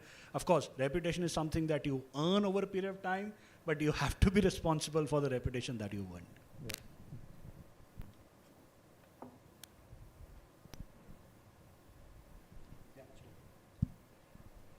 So I will bring a slightly different aspect to this of responsible communication, which is that by there is a term which we call ethical practices, which is also an integral part of being a trustworthy corporate or trustworthy brand. So when you game the system and say that, I'm giving you an example, that your car, your diesel car is very, very not just fuel efficient, it is green. And then you are actually just gaming the system by putting in what we call, something that fakes the mileage. Then the outrage, you're not a responsible corporate, and any amount of crisis communication that you do is not going to salvage the brand, or you're going to have a huge trust and reputation loss. And this is a live example, and this is something that happened very recently. And it was not even just a trust loss, there was also huge financial loss that the brand had to, the corporate had to bear. It was 100,000 crore fine that they had to pay to our National Green Trust Tribunal. And apart from a 300,000 cards which had to be withdrawn from the market. So, and of course the trust that has been, loss of trust that's been created in the minds of a consumer. Now, there is also the, corporates sometimes in their eagerness to be seen as, to gain reputation fast or to be appeal to consumers, also indulge in what we call greenwashing. Yeah. Patanjali is a case in point. They said we are completely natural, we are completely green, we are herbal, or whatever was the set of claims that was made. But very soon, our consumer is no fool. It was discovered that there were chemicals aplenty in their formulation, and whatever they claimed cured COVID did not happen. And in all of this, apart from blaming the brand, I would also think that there is a role that has been played by the communicator in this. Because if he was a brand custodian or the brand advisor, he or she should have been in a position to tell them that if you cannot support your claims with data, with facts, or with any scientific certification, you should not be doing this. It's a very short-term game. So reputation and responsibility, they go hand in hand. There are multi-dimensional aspects to this, and as we move forward, there are, we can explore more of it. That's it. Taking on from greenwashing that you said, Meera, today we talk about purpose. We talk about climate change, we talk about environment, we talk about sustainability. Let me ask the same question to you also, How much are corporates aware of these things? And what role does the public relations or the CorpComms professional actually play in this sustainability and things like that, which have become kind of catchwords today in today's environment? Is that a question for me? Yeah. Okay. Actually, Hari, they do actually play a big role. Corporates are increasingly aware and consciously abiding by to conform with the UN development goals that have been set, or the environment sustainability goals. And they proactively, it is not, I'd like to think that it is not necessarily to impress a government official, but they proactively are very conscious of the entire supply chain. A brand is not just there's a drawing board and you get it in the retail store. There's a whole supply chain of who are the people who are bringing in, how to, let's say, package this product. Is that sustainable? Are they using child labor in their factories? All of this are something that they are increasingly conscious of, and they try and not just tick the boxes, but make sure that it works. I mean, I have a couple of clients who read me the riot act in terms of that, you have to be what we call, for instance, there's something called FCPA, which is the Foreign Corruption Practices Act. And we, as a partner or a vendor to them, I have to sign many forms to say that I will be complying with their 100, sub-regulations and that, if I choose to partner with them. So everybody is, I think increasingly there will be the outlier, there will be the person who errs on the other side, but I think increasingly people are conscious of the whole sustainability, the whole, the green initiative, the need, the conscious of climate change and how they can contribute to that. So, yes. Can you possibly give an example, Meera, about any particular corporation which has been doing well on this front? On the sustainability issue. Okay. It began, okay, this is an interesting case story, but it began on a bad note and ended on a very good note. Okay. And so therefore, I mean, it's a reaction, but I think that initiative which began about more than 15 years ago, that corporate and brand has continued even today. So this story began about more than 15 years ago with a very well-known, well-loved brand, Coke. More than 15 or almost 20 years ago, there was an issue that began in the tiny state of Kerala, okay, where they had a plant and they were drawing a lot of water, groundwater. And that crisis, which in that little state of Kerala, not only, let's say, spun over into the national narrative, there were demonstrations in Berkeley University, in Columbia. Students were sort of revolting against the brand and their irresponsible use of natural resources. But what it did for Coke was that they learned a lesson for their lives. And even today, we're looking at, 10 to, I told you, 15 years down the line, and they still make sure that, then they immediately, not just crisis management, they went into a lifetime management of water. And now they are very, very careful that it is a net zero brand. And I say net zero, it just means that whatever water that they draw, they're putting back into the earth. So they are not, we are not deprived of their natural resource. Good point. Naita, this question is for you. We talk about influencer marketing, which has crept into almost every aspect now in the industry, even consumer tech, like laptops and, even chips, which go into the laptops and, the consumer items in electronics have also, we are going to influencers. While the primary and basic tenet of PR is that, we get organic stories and, organic reviews and things like that, influencers become predominantly paid now. So what is that, has that been disturbing the basic tenet of PR, which is going, public relations and, building up relations, or is this here comes to stay, especially in FMCG and consumer tech and other businesses? I think it's also another evolution of, and then another avenue for communication, for communication. Is that volume high? Are we getting her voice higher, please? Yeah, you're hearing it there? All right. And again, Hari, the opening question about responsibility, I think that needs to cut through everything that we do. Influencers are great, and I think recently there's also this insistence that there should be disclosures, right? Influencers, so multiple influencers. We have this concept which we had called key opinion leaders, who were influencers in those times. There are actual influencers. Sameer touched upon them.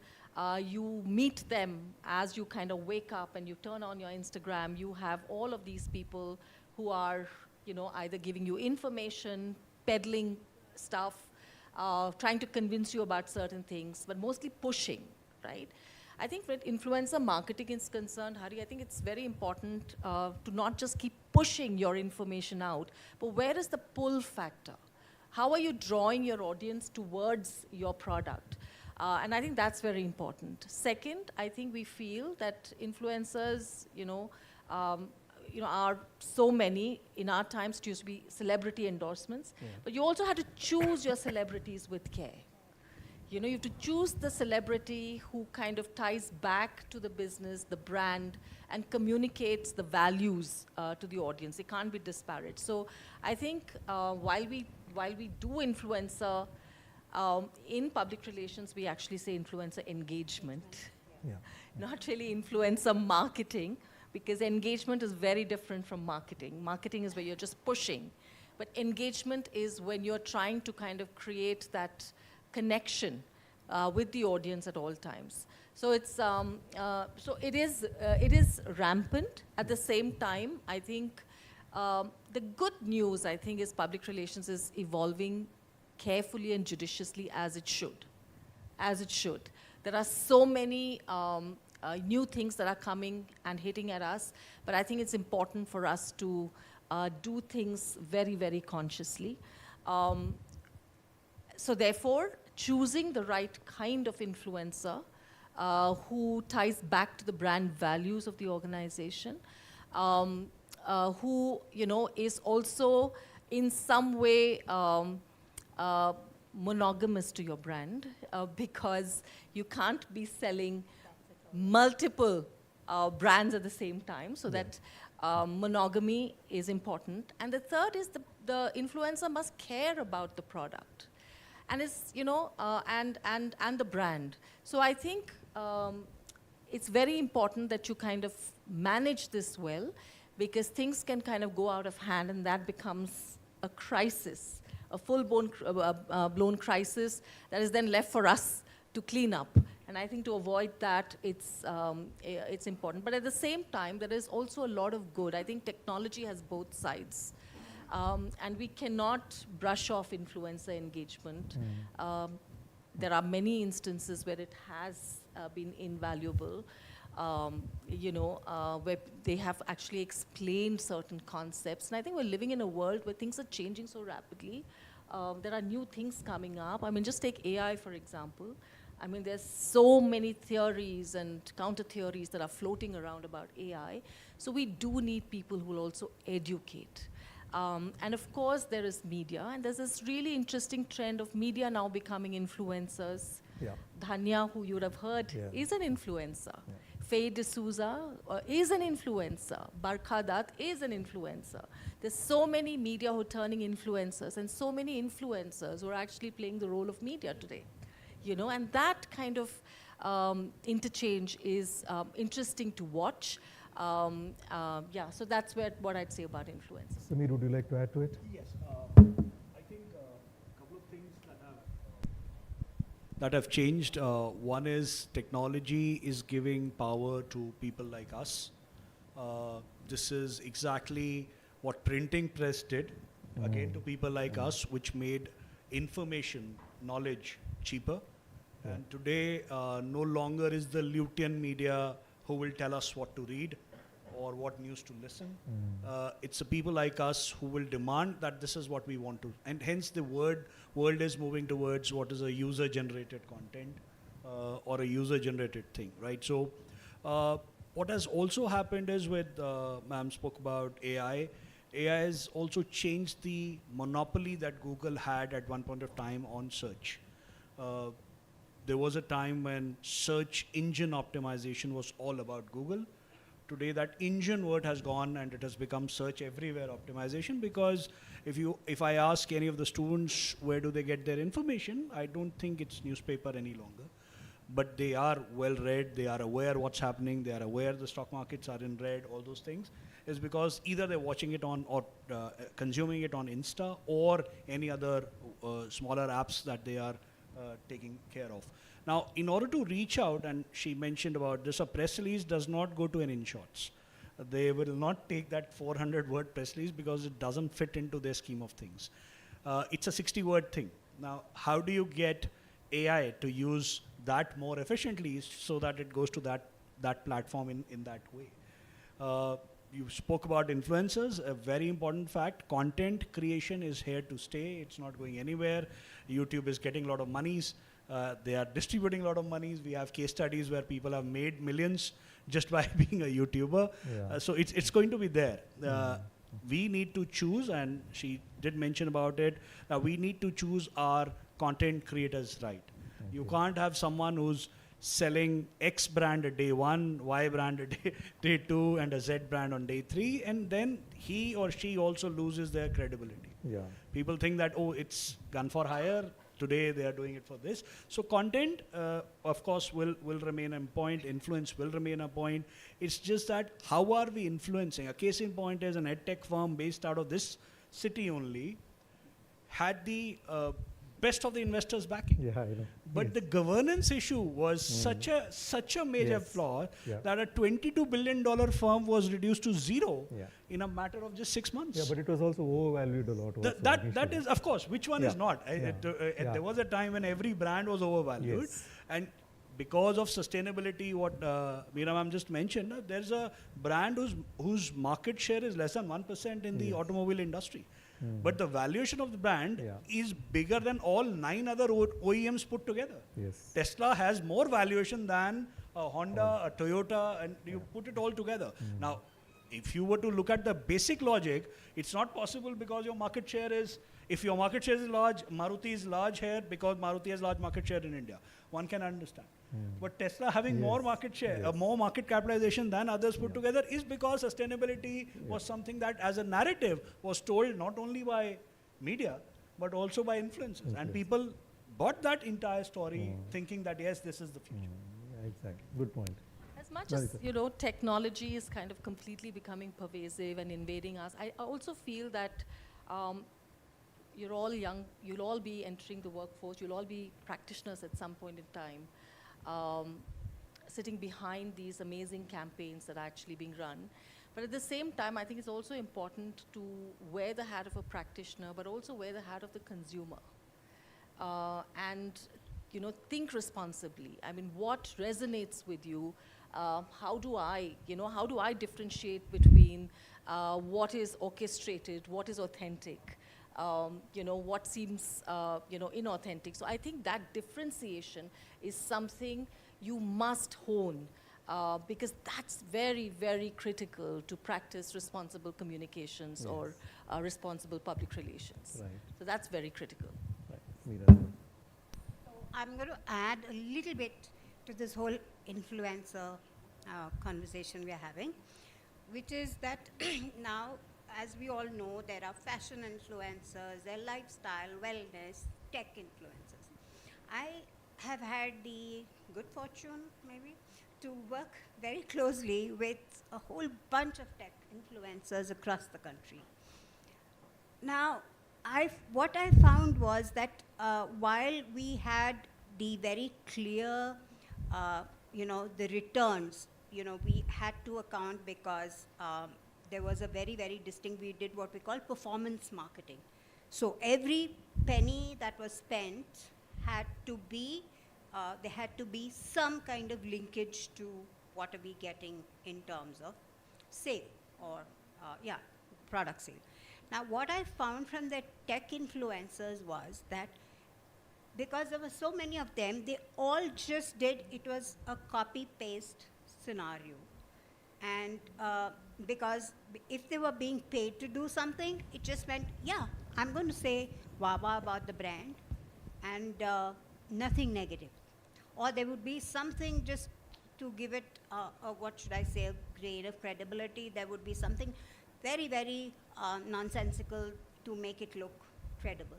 So by the end of my stint with this whole tech influencer marketing piece, because of the lack of responsibility, I really lost interest and what should I say, any desire to engage with them a great deal because it was all completely commercial driven. Now, on the other hand, of late, I have, at a personal level, because my current work does not allow me to engage with influencers, but of late, I follow a person who has gained iconic influencer status, commenting on a bunch of things, from films to fashion to design to writing, good writing. I don't know any of you have heard of, he's an advertising person, Freddie Birdie.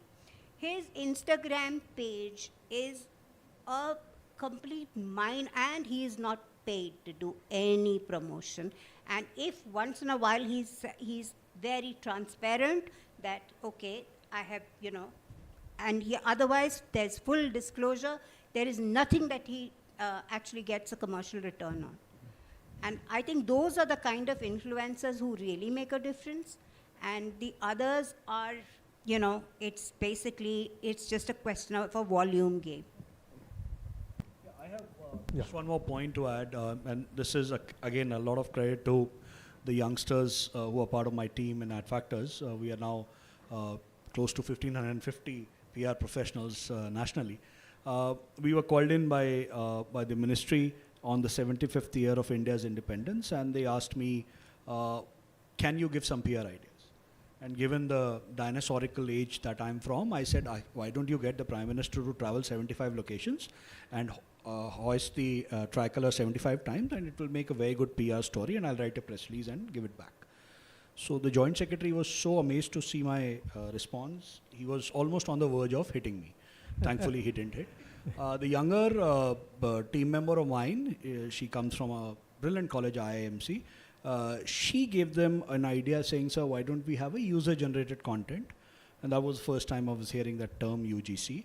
Right, of course, I'm not as well educated as you guys are. So,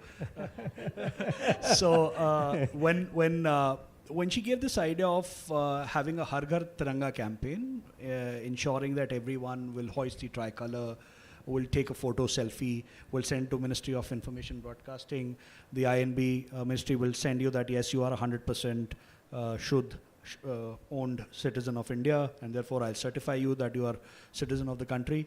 And of course, they will use that DP or that photo on all their social media platforms. Of course, the idea was taken, it was implemented, and believe me, even on my Facebook and Twitter and Insta feeds, I have a lot of my family and friends, people who've done engineering with me are no longer Indians, are staying outside India for 30 years. They are sending me their photo that they're proud to hoist the tricolor. I just, of course, I quipped that you're no longer Indian, why are you hoisting tricolor? But having said that, I think influence of this card, it didn't cost them anything. There's no protocols of SPG required for Prime Minister to travel to 50, 75 different locations. But just by doing one simple act of a user-generated content, they were able to create a huge mileage out of it. Great. Next point is, today public relations firms, once upon a time media was predominant, almost 100% of the work was done for media. Today we have become much more, public relation firms have become much more integrated, in the sense we do a lot more other things like internal communications, a lot of content, a lot of design. In fact, the line between an advertising agency and a PR firm is kind of blurred. Of course, although the advertising agencies do much more higher level work than what we do. We do it from a media perspective. Having said that, there is still a lot of work is still towards media. If you take any client of any agency, for example, 60-65% of the work is media work. I don't know how much you will agree with this. Do you think that's really going to change? Because the way of consuming media is also changing today. Newspapers are hardly read. None of these youngsters, I think, read newspapers today. They have other sources of consuming news. So will that bring down media, or are corporates still obsessed with, I want my picture in the Times of India, I want my picture in the Economic Times, I want a editorial, op-ed piece over there. Samir, how do you think? Is this changing, or is it going on like this? No, it is changing, absolutely. The younger generation is not reading newspaper unless they're preparing for UPSC and then they're asked to prepare or read the particular set of paper and magazines. But yeah, their understanding of the market of the situation around them is far superior than what we were, or I was their age. Right now, the corporates are still more indexed towards media. I think 85% of our work is still media focused. 15% has started shifting to other stakeholders. As more and more corporates start getting younger, startups, as you see, are now more indexed towards influencers. Many of the startups are following Mr. Elon Musk formula of ensuring that they sack their PR agencies and they do PR on their own and use X, erstwhile Twitter, to talk to media about it. But the worst part is then they push the PR agency to tell media that they have tweeted something, right? I think that will take some time. But I think it's not going anywhere. The New York Times has not gone anywhere. Washington Post, Wall Street Journal, everything is still there, while that economy and that country has moved to social media in a very, very fast pace. I think I don't see this change happening in another 4 to 5 years. But yes, you are right. Tomorrow, something like a TikTok will come in, it will disrupt the entire thing, and you will see 1 million download happening in 1 minute, right? DeepSeek actually challenged ChatGPT. Tomorrow you'll have some IndiaSeek that will challenge DeepSeek. And so these things will, of course, keep on happening. The point, however, remains from a PR perspective is it is more about what others say about you will have better indexing than what you say about yourself. While the forums will change, the platforms will change, but public relation is what others talk about you. Advertising is what you say about yourself, and we tend to believe what others say about you more than what you say about yourself. Yes, the credibility factor. And I would, I think that a shift is happening, but it's not really print, broadcast, or digital first. I believe it's more idea first. And the beauty is that today, that wonderful campaign that you saw on menstruation, which you shared, can come from anywhere. And I think that's the exciting shift that we are seeing. Clients are demanding idea first. Come with a great idea that touches all the stakeholders, that creates good impact, positive impact, and can be and also long-lasting impact.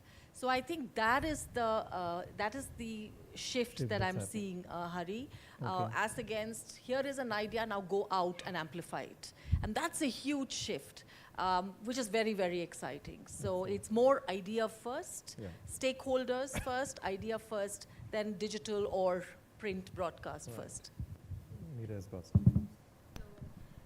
I will again bring in the use of media from a public policy perspective. Here, unfortunately, government officials like the ones Sameer interacted with, whether it's a joint secretary or a secretary, they do not get influenced by influencers or Instagram. But if a good editor in Economic Times, or they read something in a Business Standard, that is going to make a difference about the corporate, about any, not just policy, I'm saying about their impression about a corporate that they need to engage with. So if I am meeting with Coke 5 days from now, and I'm going to talk to them, they are coming to meet me because of a certain policy change that they want. If a week before their CEO or anybody senior came and said, oh, we're going to hire 1,000 people in India, right, over the next 2 years. Or we're bringing 1 billion in, I'm just talking figures at random, 1 billion investment in India for over the next 5 years. That's music to a policymaker, right? And that shapes their perception of the corporate as somebody who's invested in the country, who is also got skin in the game, and is not just selling colored water.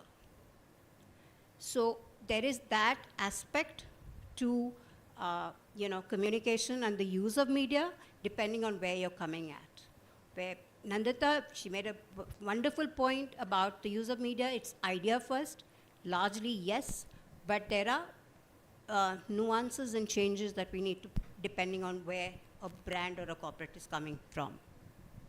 So many a times we are asked this question from a PR perspective, that how do you measure success? Because PR professionals are someone who shy away from numbers, right?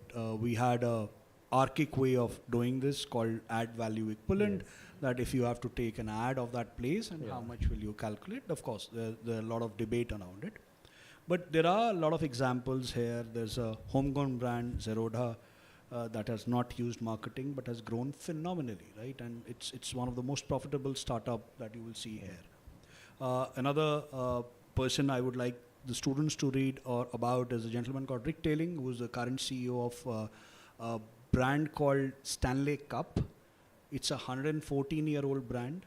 It is nothing new. There's no AI there. It's a cup. and he's selling $1 billion of it every year by using content creators. And there's a very famous YouTube video and an Insta video where a car got burned. He's found, as they say it in Hindi, and you know who will say it, आपदा में अवसर convert करना, right? वो जो आपदा थी उनकी, जो crisis थी, उसमें opportunity उनको कैसा दिखा is he realized that his Stanley Cup is still intact and there is some ice in it, in a burning car. He made that lady who was an influencer as a face, and he sold many Stanley Cups out of it. Now, if you go back to the history of Stanley Cup, it was made for blue-collar jobs, right? People were using it. I've been using a thermos for God knows how many years, right? I've taken, and I was very impressed that the hot stuff remains hot and the cold stuff remains cold, but that was almost 40, 45 years back. Yeah. And today, to convert that thermos into a very differently designed with a lot of straws and others and sell that stuff for $10,000. Yet consumers are buying it, and they're buying it to an extent it's like $1 billion a year. That's a lot of number. I think many of our brands in India will give a right arm to get $1 billion a year on sales, but done without any advertising, only using content creators and using Insta and TikTok in a big way. His previous stint was with Crocs. Now in a COVID year, when nobody was going out of the house, he bought a small company called Gibbets, and he got Crocs, and he sold again a $600 million there by ensuring that all your Barbies and others, girls can put on Crocs, and Crocs became one of the most sought after shoes or pair of shoes that you want. Now, these are examples where he's not using advertising, he's not using hardcore push marketing, but using public relation and content creation to get a good PR around it. Yes. Crocs especially is a very good example you took. So Meera, you've done both public affairs and public relations, in fact, in equal measure over these years. So and advertising also, yes. So you're a complete communications person. So how can this PR and PA, or public affairs, come together in aligning strategic communications to influence policy, which is becoming more and more important for corporates today, and manage public perception? Yeah. So when I stepped into policy or public affairs, my bosses were very skeptical. Said, you don't know the government, you don't know policy making process, and you come from a PR. I mean, I also want to share with my colleagues here that in public policy, I mean, and that includes a larger, platform that we have, which is called PAFI, which is Public Affairs Foundation of India. They sort of think that PR is a very fluff job, and we do all the policy heavy lift. So they looked at me with a lot of suspicion, skepticism, and I was regarded as an outlier.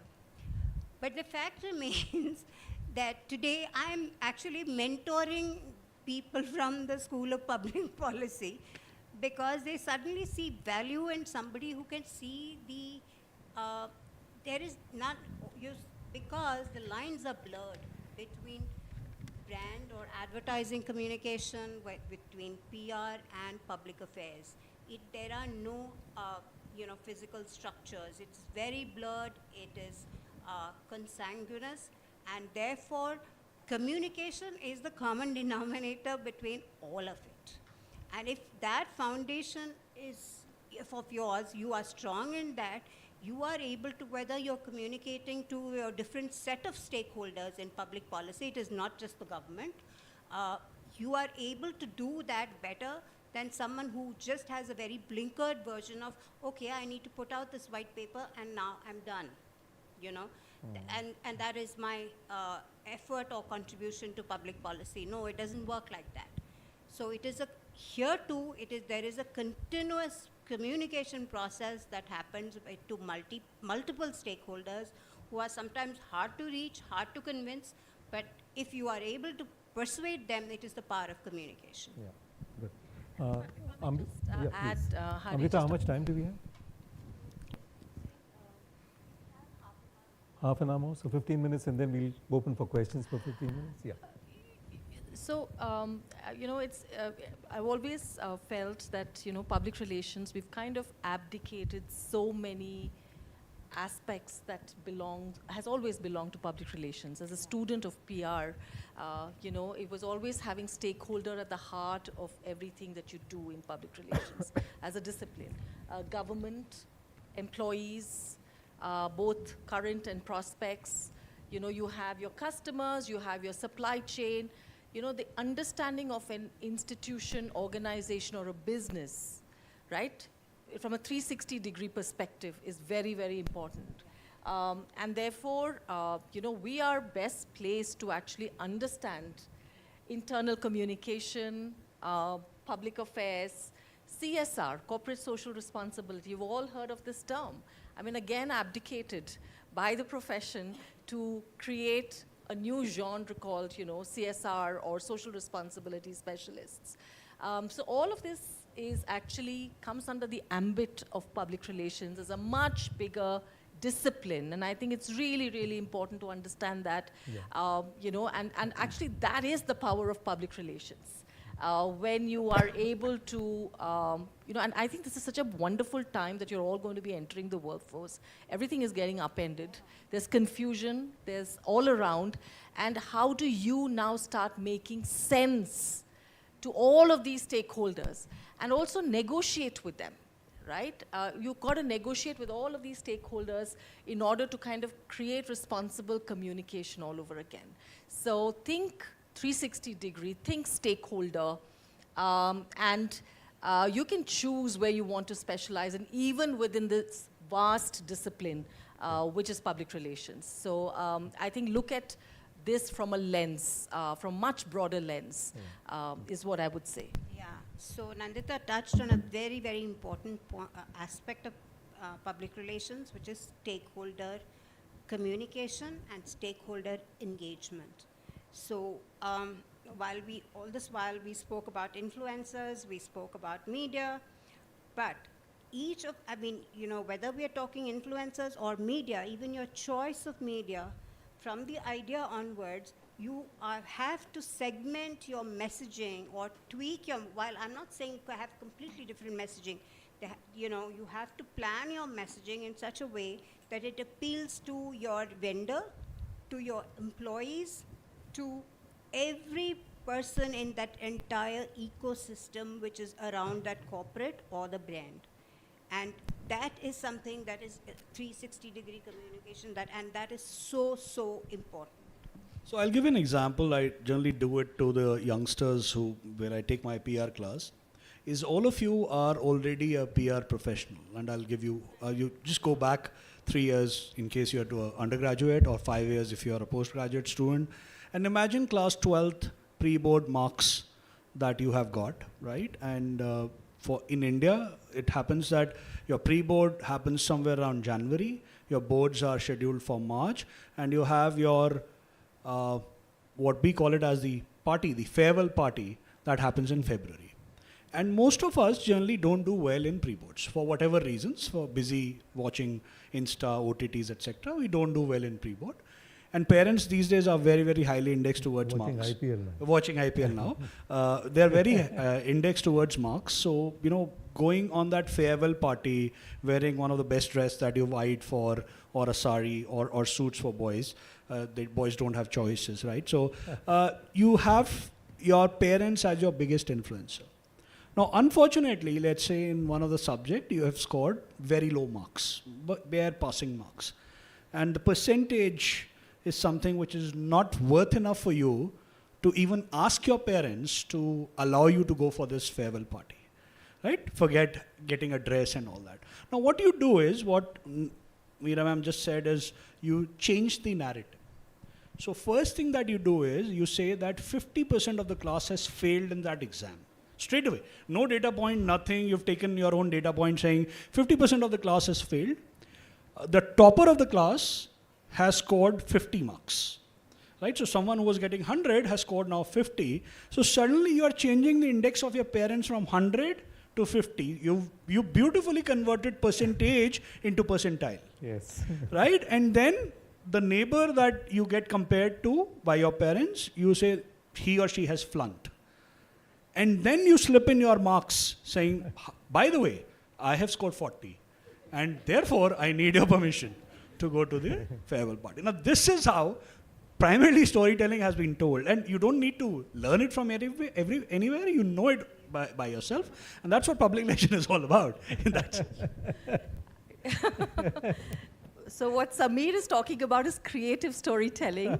In public relations, we often say, please do fact-based narratives and fact-based storytelling, okay? So that's the difference. And I think this segues really well into this whole concept of storytelling. I find all of us claiming to be storytellers. That's the big trend that's happening.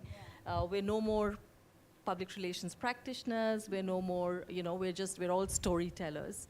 And I think also storytelling, we all often are now using the term data-led stories or insight-driven storytelling, etc., right? And I think this is both the advantage and the disadvantage of having too much information in your hand, When I studied public relations, there was this term called spinning, that we always used, and spin doctors were often associated with public relations professionals. And when I came into the profession, I was told that's absolutely not what public relations professionals do. We do not spin doctor. We state facts as they are, and we do not whitewash facts. And I think, of course, with so much information and data in hand, you can approach the story from different lenses to suit the organization or the individual, but it's also very, very critical and important to actually ensure that sometimes I feel silence is better than kind of spreading false information or misinformation, or worse still, disinformation. I think we're all aware of what's happening with algorithms, with influencers, with the world of fake news.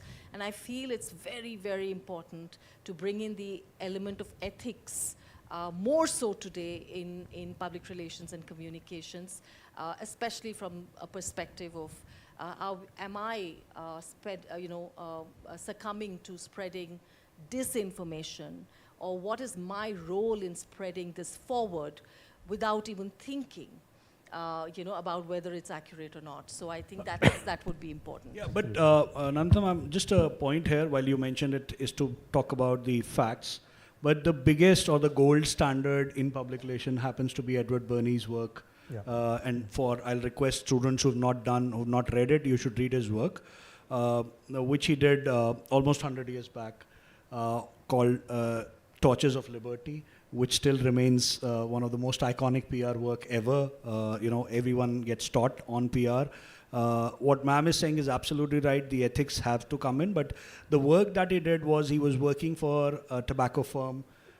He got the good-looking models to join an Easter Day parade, and he used cigarettes as torches of freedom. And what he spun the story was that in a male-dominated society, if a woman needs equality, join us on that day and help us in getting the equality. Of course, after a few years, it got opened up that he was paid by American Tobacco Corporation to open up a large market because women were not smoking in 1920s, and he did a event-led campaign to talk about the PR spin around it. So you will see a lot of these things. I'll give you a recent example.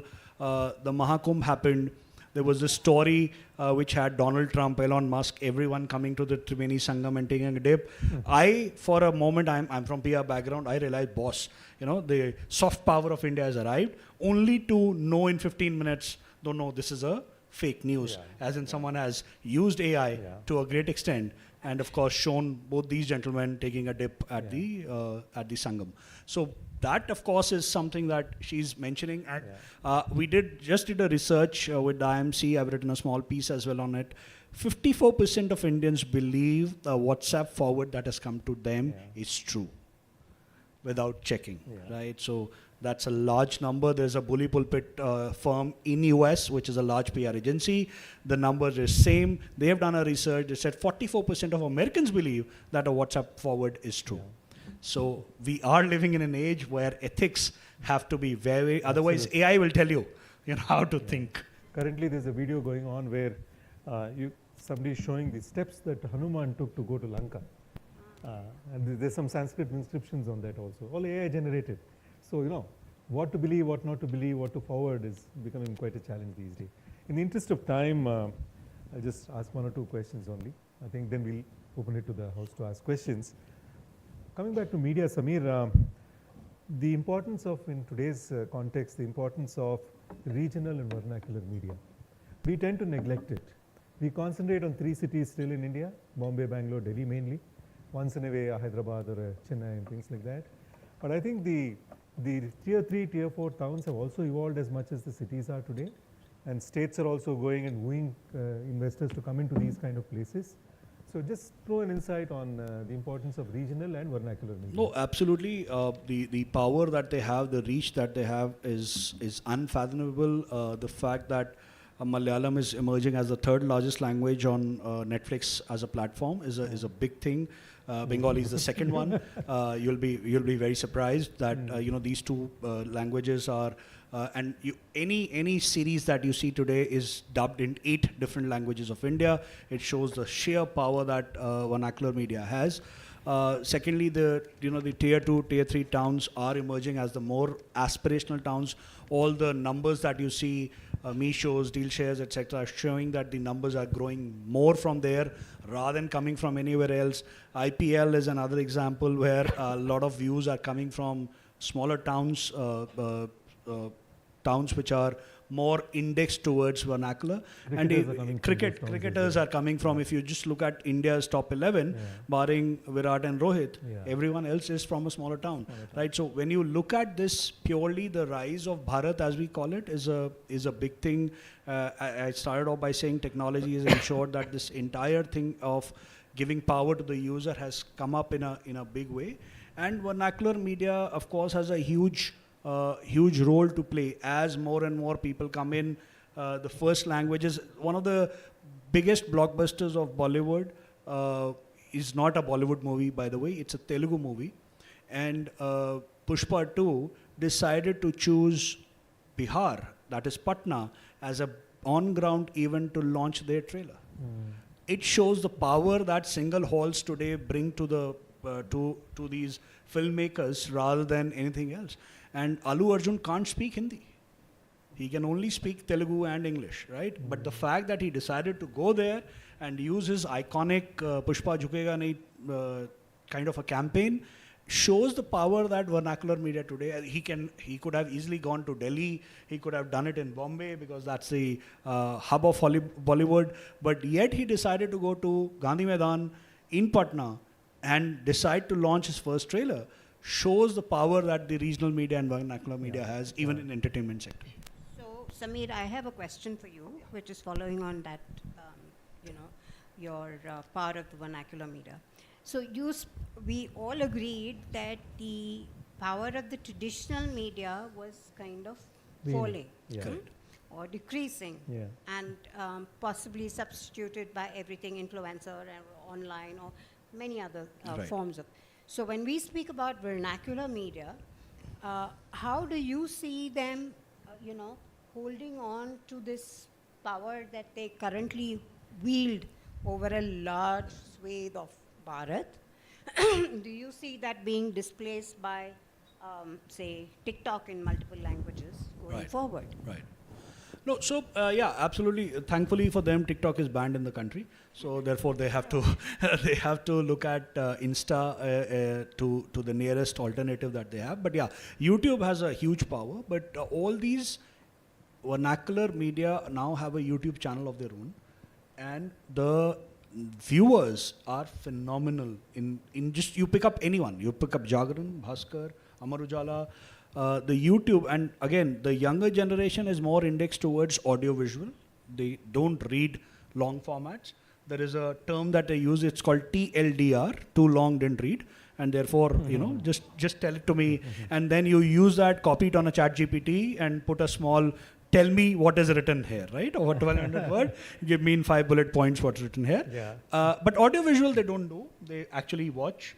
They watched Mr. Modi on Nikhil Kamath, 17 million views, right? For 2 hours, 45 minutes. So that was a marathon that you've still watched that, right? And again, this generation has said that you have a attention span of only a goldfish, which is 8 seconds, but you have made Animal a all-time success, movie which is 3 hours and 10 minutes. You made, Nikhil Kamath podcast a huge time success. So that means if you like the content which is engaging, interesting, you will look at it. But on your question, I think digital is an indexing of what they were used to do it on the print side. They have done it on the audiovisual side now. I think let's not undermine what technology can do to make language a leveler now. I think it could be very soon the biggest disruption. I think Nandan Nilekani pointed out his experiment with IIT Chennai with the largest database of Indian languages. And very soon I think AI could come and I could be speaking in Malayalam and you will be able to understand that in whatever language you know. So I think that's going to be a big disruptor. So let's go for some questions from the audience. There were a lot of questions in the previous session. And how many of you are planning to go into communications and PR? Yeah, that's encouraging. Very good. So I'm sure you have some questions. Where's Muskan? Where's Tanvi? So I completely kind of agree with Meera ma'am when she was talking about influencer marketing and the credibility that it lacks. And along the lines, I noticed that I'm pretty sure most of us would have noticed that post-COVID there was like a surge of PR, especially in the film industry when we talk about Bollywood, right? And it kind of, the PR was so extensive that it used to set high expectations, but the end outcome when we used to go watch those films, especially on OTT platforms, it wouldn't match our expectations.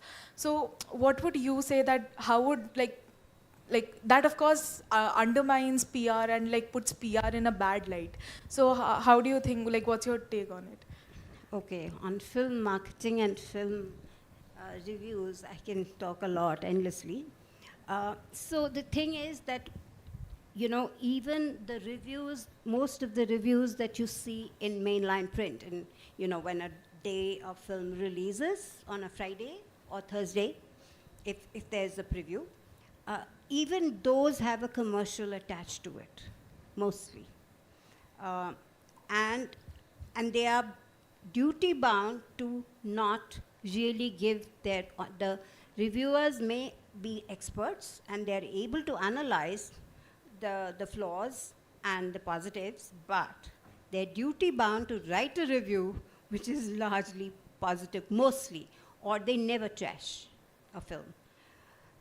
Now, if you go to the term we've been using, which is called user-generated content, and I belong to one of them, there you can do reviews, and there are some very high-quality reviews and discussions that happen on those platforms, which are genuine, because there's no commercial attached to it.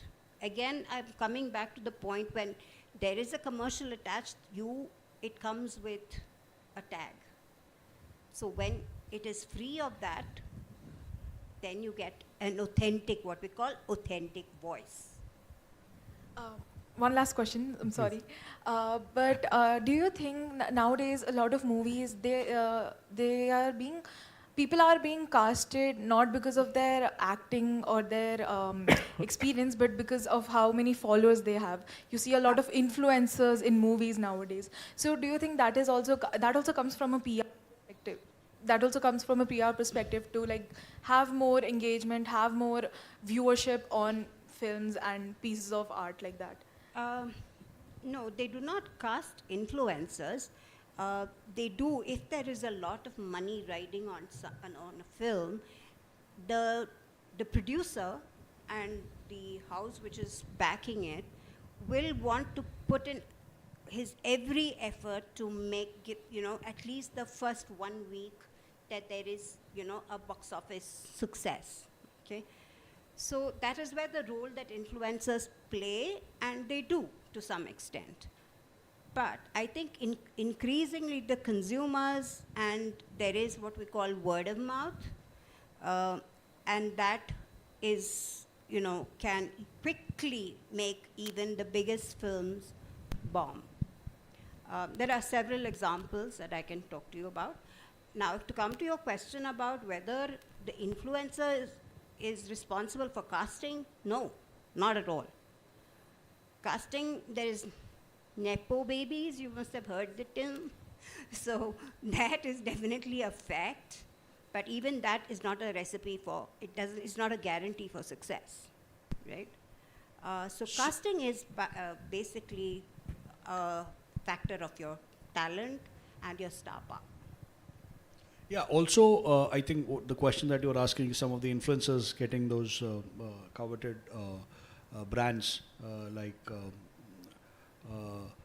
Kusha Kapila getting some of these web series and some movies. Of course, it is a factor, like she mentioned, but that's not the main lead role. It's because you use it because, yes, there are certain followers who are die-hard fans. They've seen her perform a certain South Delhi girl act, and therefore they do get casted from that side. But an important change on that question is one of the leading talk shows, coffee shows, has started getting influencers on the last episode of that web series because he knows that the power these guys have on people like you. So absolutely, and that's why for last 3 seasons he started getting on the last episode of that series these influencers, and then of course the maximum marketing and monies goes for that influencer and how they feel the season was. For last 3 seasons it's happening in the same way. Thank you so much. Thank you. I have a question, sir. So I have a couple of questions to the panel. So the first one would be, how do you see podcasts as a tool in at least the last 5 years, but post-COVID, as an invisible sort of PR strategy?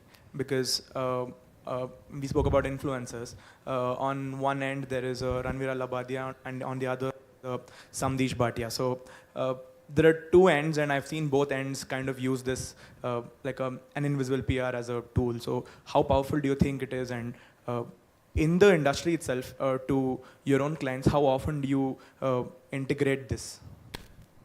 So we integrate this very often now. It is a very powerful tool. India is the 2nd largest podcast market in the world today. It has grown phenomenally. And you see the Prime Minister of the country ditching mainstream media and going to a podcaster and spending 3 hours there shows the value. And he understands PR far better than any one of us combined together. So yeah, so that's one part of the indexing of primarily how strong podcast is. What is actually a great tool for personal branding, because that whole thing, while apart from our Prime Minister, even what it did for Nikhil Kamath was phenomenal. Yes. So there is a personal branding element that is very, very strong for podcasts. Yeah, and I think the only suggestion that I would make is listen to a variety of podcasts. I think that's all I will, kind of leave. You need to listen to even those that don't conform to you have to listen to all points of view. And I think that's very important. And podcasts are definitely something that we recommend. It's becoming an important part of our overall communications plan. But then also be very conscious that are we just adding to the digital footprint, or are we saying something meaningful? And I think that distinction is very critical. It's one thing to just keep pushing information out, because podcast is a trend, let's launch podcasts. And then, it's like switching channels. You get bored of something, you're switching channels. I think do less with greater impact. So just make sure whatever product you're kind of putting out is really impactful and adding value, and measure the ROI. It can't be just an echo chamber. We're just listening to the podcast and saying rah rah. you need to widen. Only then should you kind of get into and choose that into your media mix. All right, thank you. Yep, there's a question there. Here also, yeah. In your collective experience, is modern PR just about shaping perception, or is it also sustaining goodwill through responsibility? You answered it yourself, I think. The second one. It is not about only shaping perceptions, it's about ensuring that the reputation, not only goodwill, the trust that various stakeholders will have in the brand. Can I add something? Yeah. No, I got a mic. So I think, Samir spoke about AVE, and that's how we used to measure earlier, in a very vague way we used to measure. We compare it to an advertisement, and then, then we say this much of money has been saved by this company, and then they add 30% or something for third-party endorsement. But today, we have so much of measurement today. Measurement itself is a very, very big area, and when we make presentations to clients, I think out of 15 slides, 12 slides will be on measurement. On each, in each quarter, what has been the plan, what has been the strategy. We have something called the word cloud these days, where we compare that word cloud every month. So to that extent, that itself is a lot of responsibility on PR folks today, both on the corporate side as well as on the client side. So there is a lot of science that is also come into PR, which was originally only an art. So today it's a mix of art and science.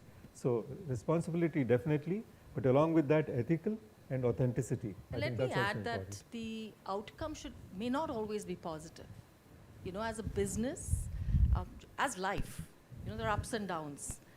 In business, in institutions, there are ups and downs. Sometimes because you've done wrong, sometimes because something in the external factors went wrong. There's a policy change, and you're caught in the thick of it, and therefore, so don't think about it always being goodwill and positive outcomes. But if you have had goodwill, and if people recognize you as a responsible business, they will forgive you much faster. I'm not saying they'll forgive you immediately, but they will listen to you. They'll listen to your point of view. And if you kind of acknowledge, they will accept you and forgive you and let you carry on, with the business. So I think the goodwill vault, as we call it, needs to always be kept full by doing the right thing, by saying the right thing, more importantly, doing the right thing. And I've always believed that if you do right, the rest follows. So I think it's, that is very, very important for a business. So we'll take a couple of questions. There are two people who raised their hands. We'll take those questions and we'll wind up the thing. Can you please take the mic there? Oh, one more, okay, all right. So nowadays many people want to become influencer to get that fame and money, as compared to the useful information they should provide towards the audience. So I think the same thing is happening for journalism. Most of the journalists want to become popular more than they want to cover news and what is happening in and around the world. And as you mentioned that this generation is shifting towards social media, I mean it already shifted, because we rarely watch television and we rarely read the newspapers. And as you already mentioned, then that there is a different idea between traditional media and digital media. So what my question is, how is this influencer affecting the real purpose of journalism? Asking PR professionals to. So I remember, speaking to an editor, and I'm, just to ask him, like, what makes you, because we've seen a lot of shift in newspapers, but I still love how media's, how journalists or the publication industries, how they're able to bring the world to you in 16 pages. I mean, that's an art. That's really an art, I mean, just for that, I would urge you to read the papers, right? Just to see how the world comes to you packaged in this, and daily, every 24 hours, on the dot, 6:30 a.m., it's out at the doorstep, right? It's incredible. It's really incredible. So just for that. But I remember asking an editor that why has it deteriorated? In certain mainstream, really big publications, I'm actually seeing spelling errors. And that was unacceptable. And he says, well, that's what sells. My readers want that. My readers, I want to go, I don't want my publication only to be read by the elite or a certain kind of readers. I want everyone, so we do make these one-off mistakes. A very strange response, but it is true. Also, what do readers want to consume? So I think responsibility equally rests with us as consumers. Are we feeding to this? Are we feeding into this, and how much are we feeding into this? But at the same time, like I said, the choice is yours. You can choose not to also do that, right? And that's the beauty of technology. You can choose to follow it. You can choose to follow what you want. You can kind of disregard the rest. But there is a blurring of lines. Of course, ethics in media is also shifting. But I think ethics everywhere is shifting, so you can't really single out the media ethics everywhere is shifting. Be it education, be it in public relations, be it business, be it government, everywhere we're seeing a kind of a shift. And I think living with that discomfort of knowing that we're in that shift, but how do we as individuals in certain aspects, in certain businesses, how do we kind of use that responsibly and do our bit so we're not adding to this mess that exists right now is what we would like to think about. We should be thinking about. Let's take the last two questions. There were two people there. Yeah, the last two. Yeah. Keep the question short, ma'am, please. Yeah, am I audible? Yes. So I had this question, like in a marketplace like India and with obviously the growing public scrutiny, do you guys believe brands have become more transparent or have they become just too good at hiding their faults and flaws? So given the scrutiny that is happening and the influencers reaching out, we had a recent issue where a influencer food farmer got a lot of large brands to their knees on the way they were advertising. So the brands have to ensure that whatever they are writing and whatever they are saying, they can't greenwash or whitewash any longer. So yes, there are certain brands who've been able to do that, but it's a matter of time that given the scrutiny that is there, everyone is looking at it, it will get caught. So it's better to be transparent in your communication rather than have an opaqueness and then have an issue, whether from a regulator or from a customer backlash as a allied part of it. Transparency is a very, very difficult thing. It's very difficult. It's easier said than done. But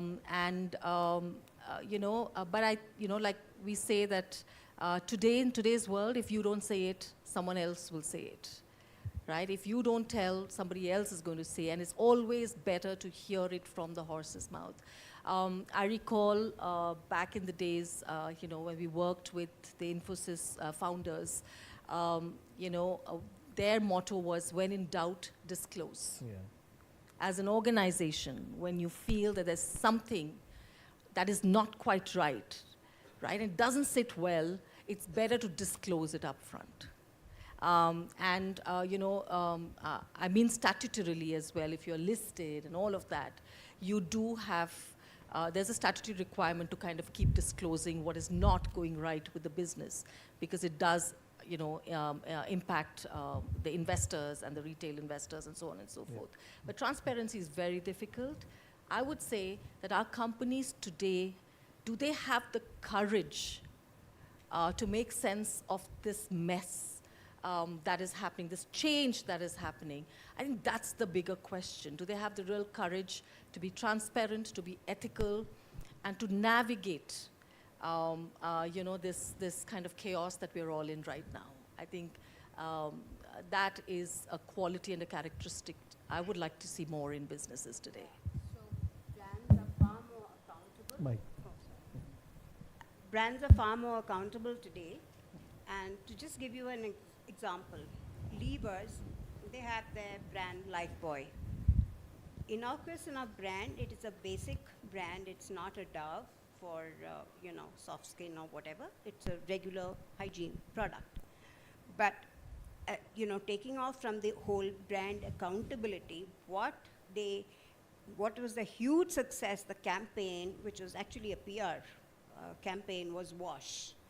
What, again, using data and statistics and research, told them that a huge, I'm very bad with the percentages, but a huge percentage of children and mothers, they were getting diarrhea and other communicable diseases, primarily because of the not being in the habit or not having access to soap and water, or having the habit of washing hygiene, basic hygiene, of washing your hand, after eating or whether visiting the loo or whatever it is. So they took on this whole WASH initiative countrywide. And as a result of that, I don't know how many more Lifebuoys they sold, but the brand Lifebuoy is now seen as the emblem for hygiene. And because the WASH initiative also resulted on the ground for a huge change, very significant in real terms, not just a feel good, but significant change in bringing down the case of diarrhea and children missing out on school thanks to being ill. Last question, please. We'll wind it up after that. Yeah. Namaste, sir. Namaste, ma'am. I will try to ask my question with a situation that might erupt in the future. Recently, in 2022, February, Hyundai company had posted in its Pakistan social media supporting the solidarity movement of Free Kashmir that usually observed in Pakistan. But later, when it got backlash from the Indian community, it had apologized.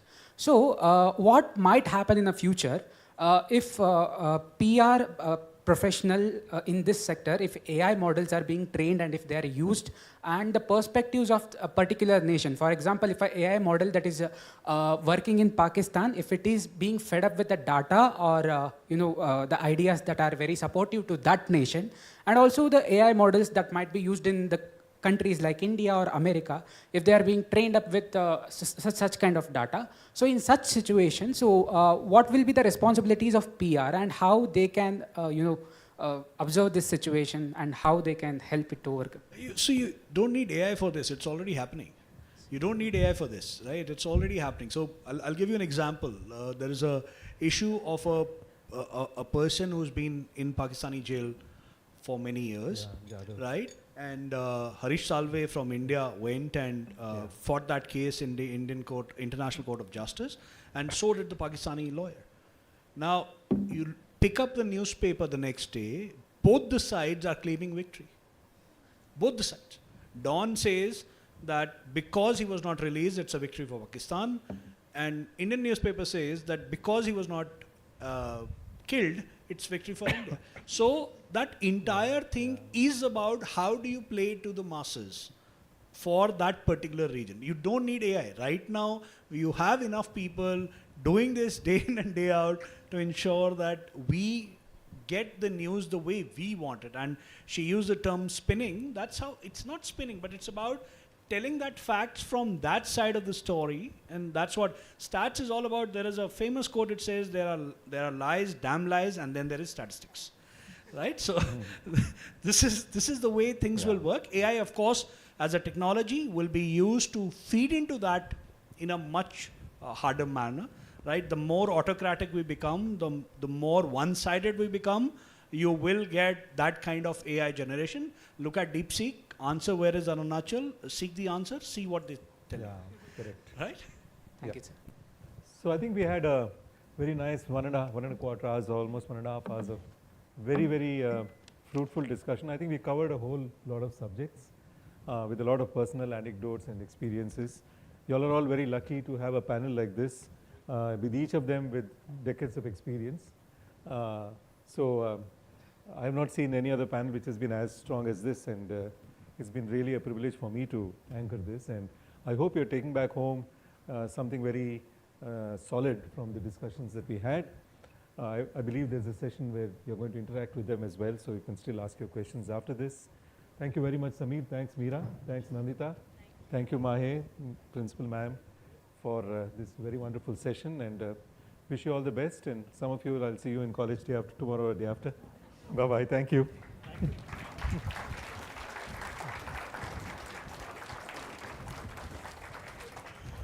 Thank you so much for that insightful session. I'm sure plenty of our students took away a lot of valuable perspectives. I would now like to invite Dr. Saisha Kinney to give the mementos to Mr. Narahari K.S. and Ms. Nandita Lakshmanan.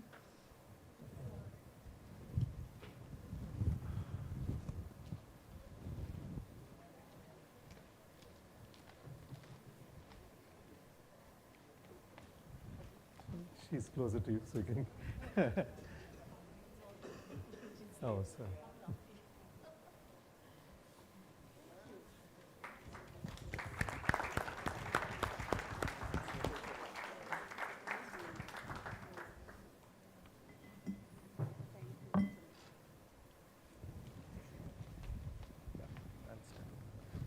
Thank you very much. This way. Yeah, thank you.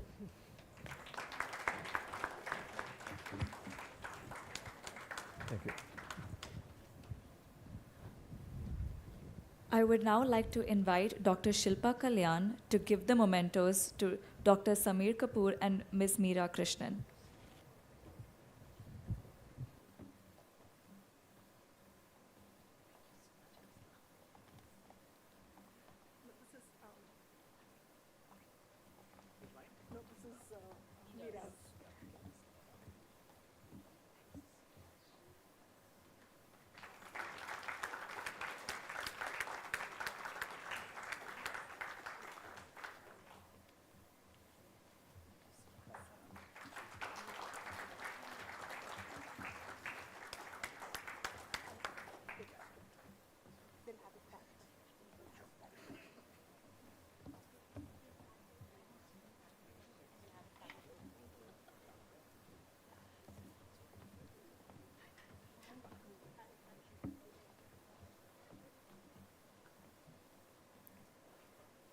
This brings us to the end of the first day of our media conclave. Tomorrow, we will begin with a masterclass on filmmaking by Bijoy Nambiar.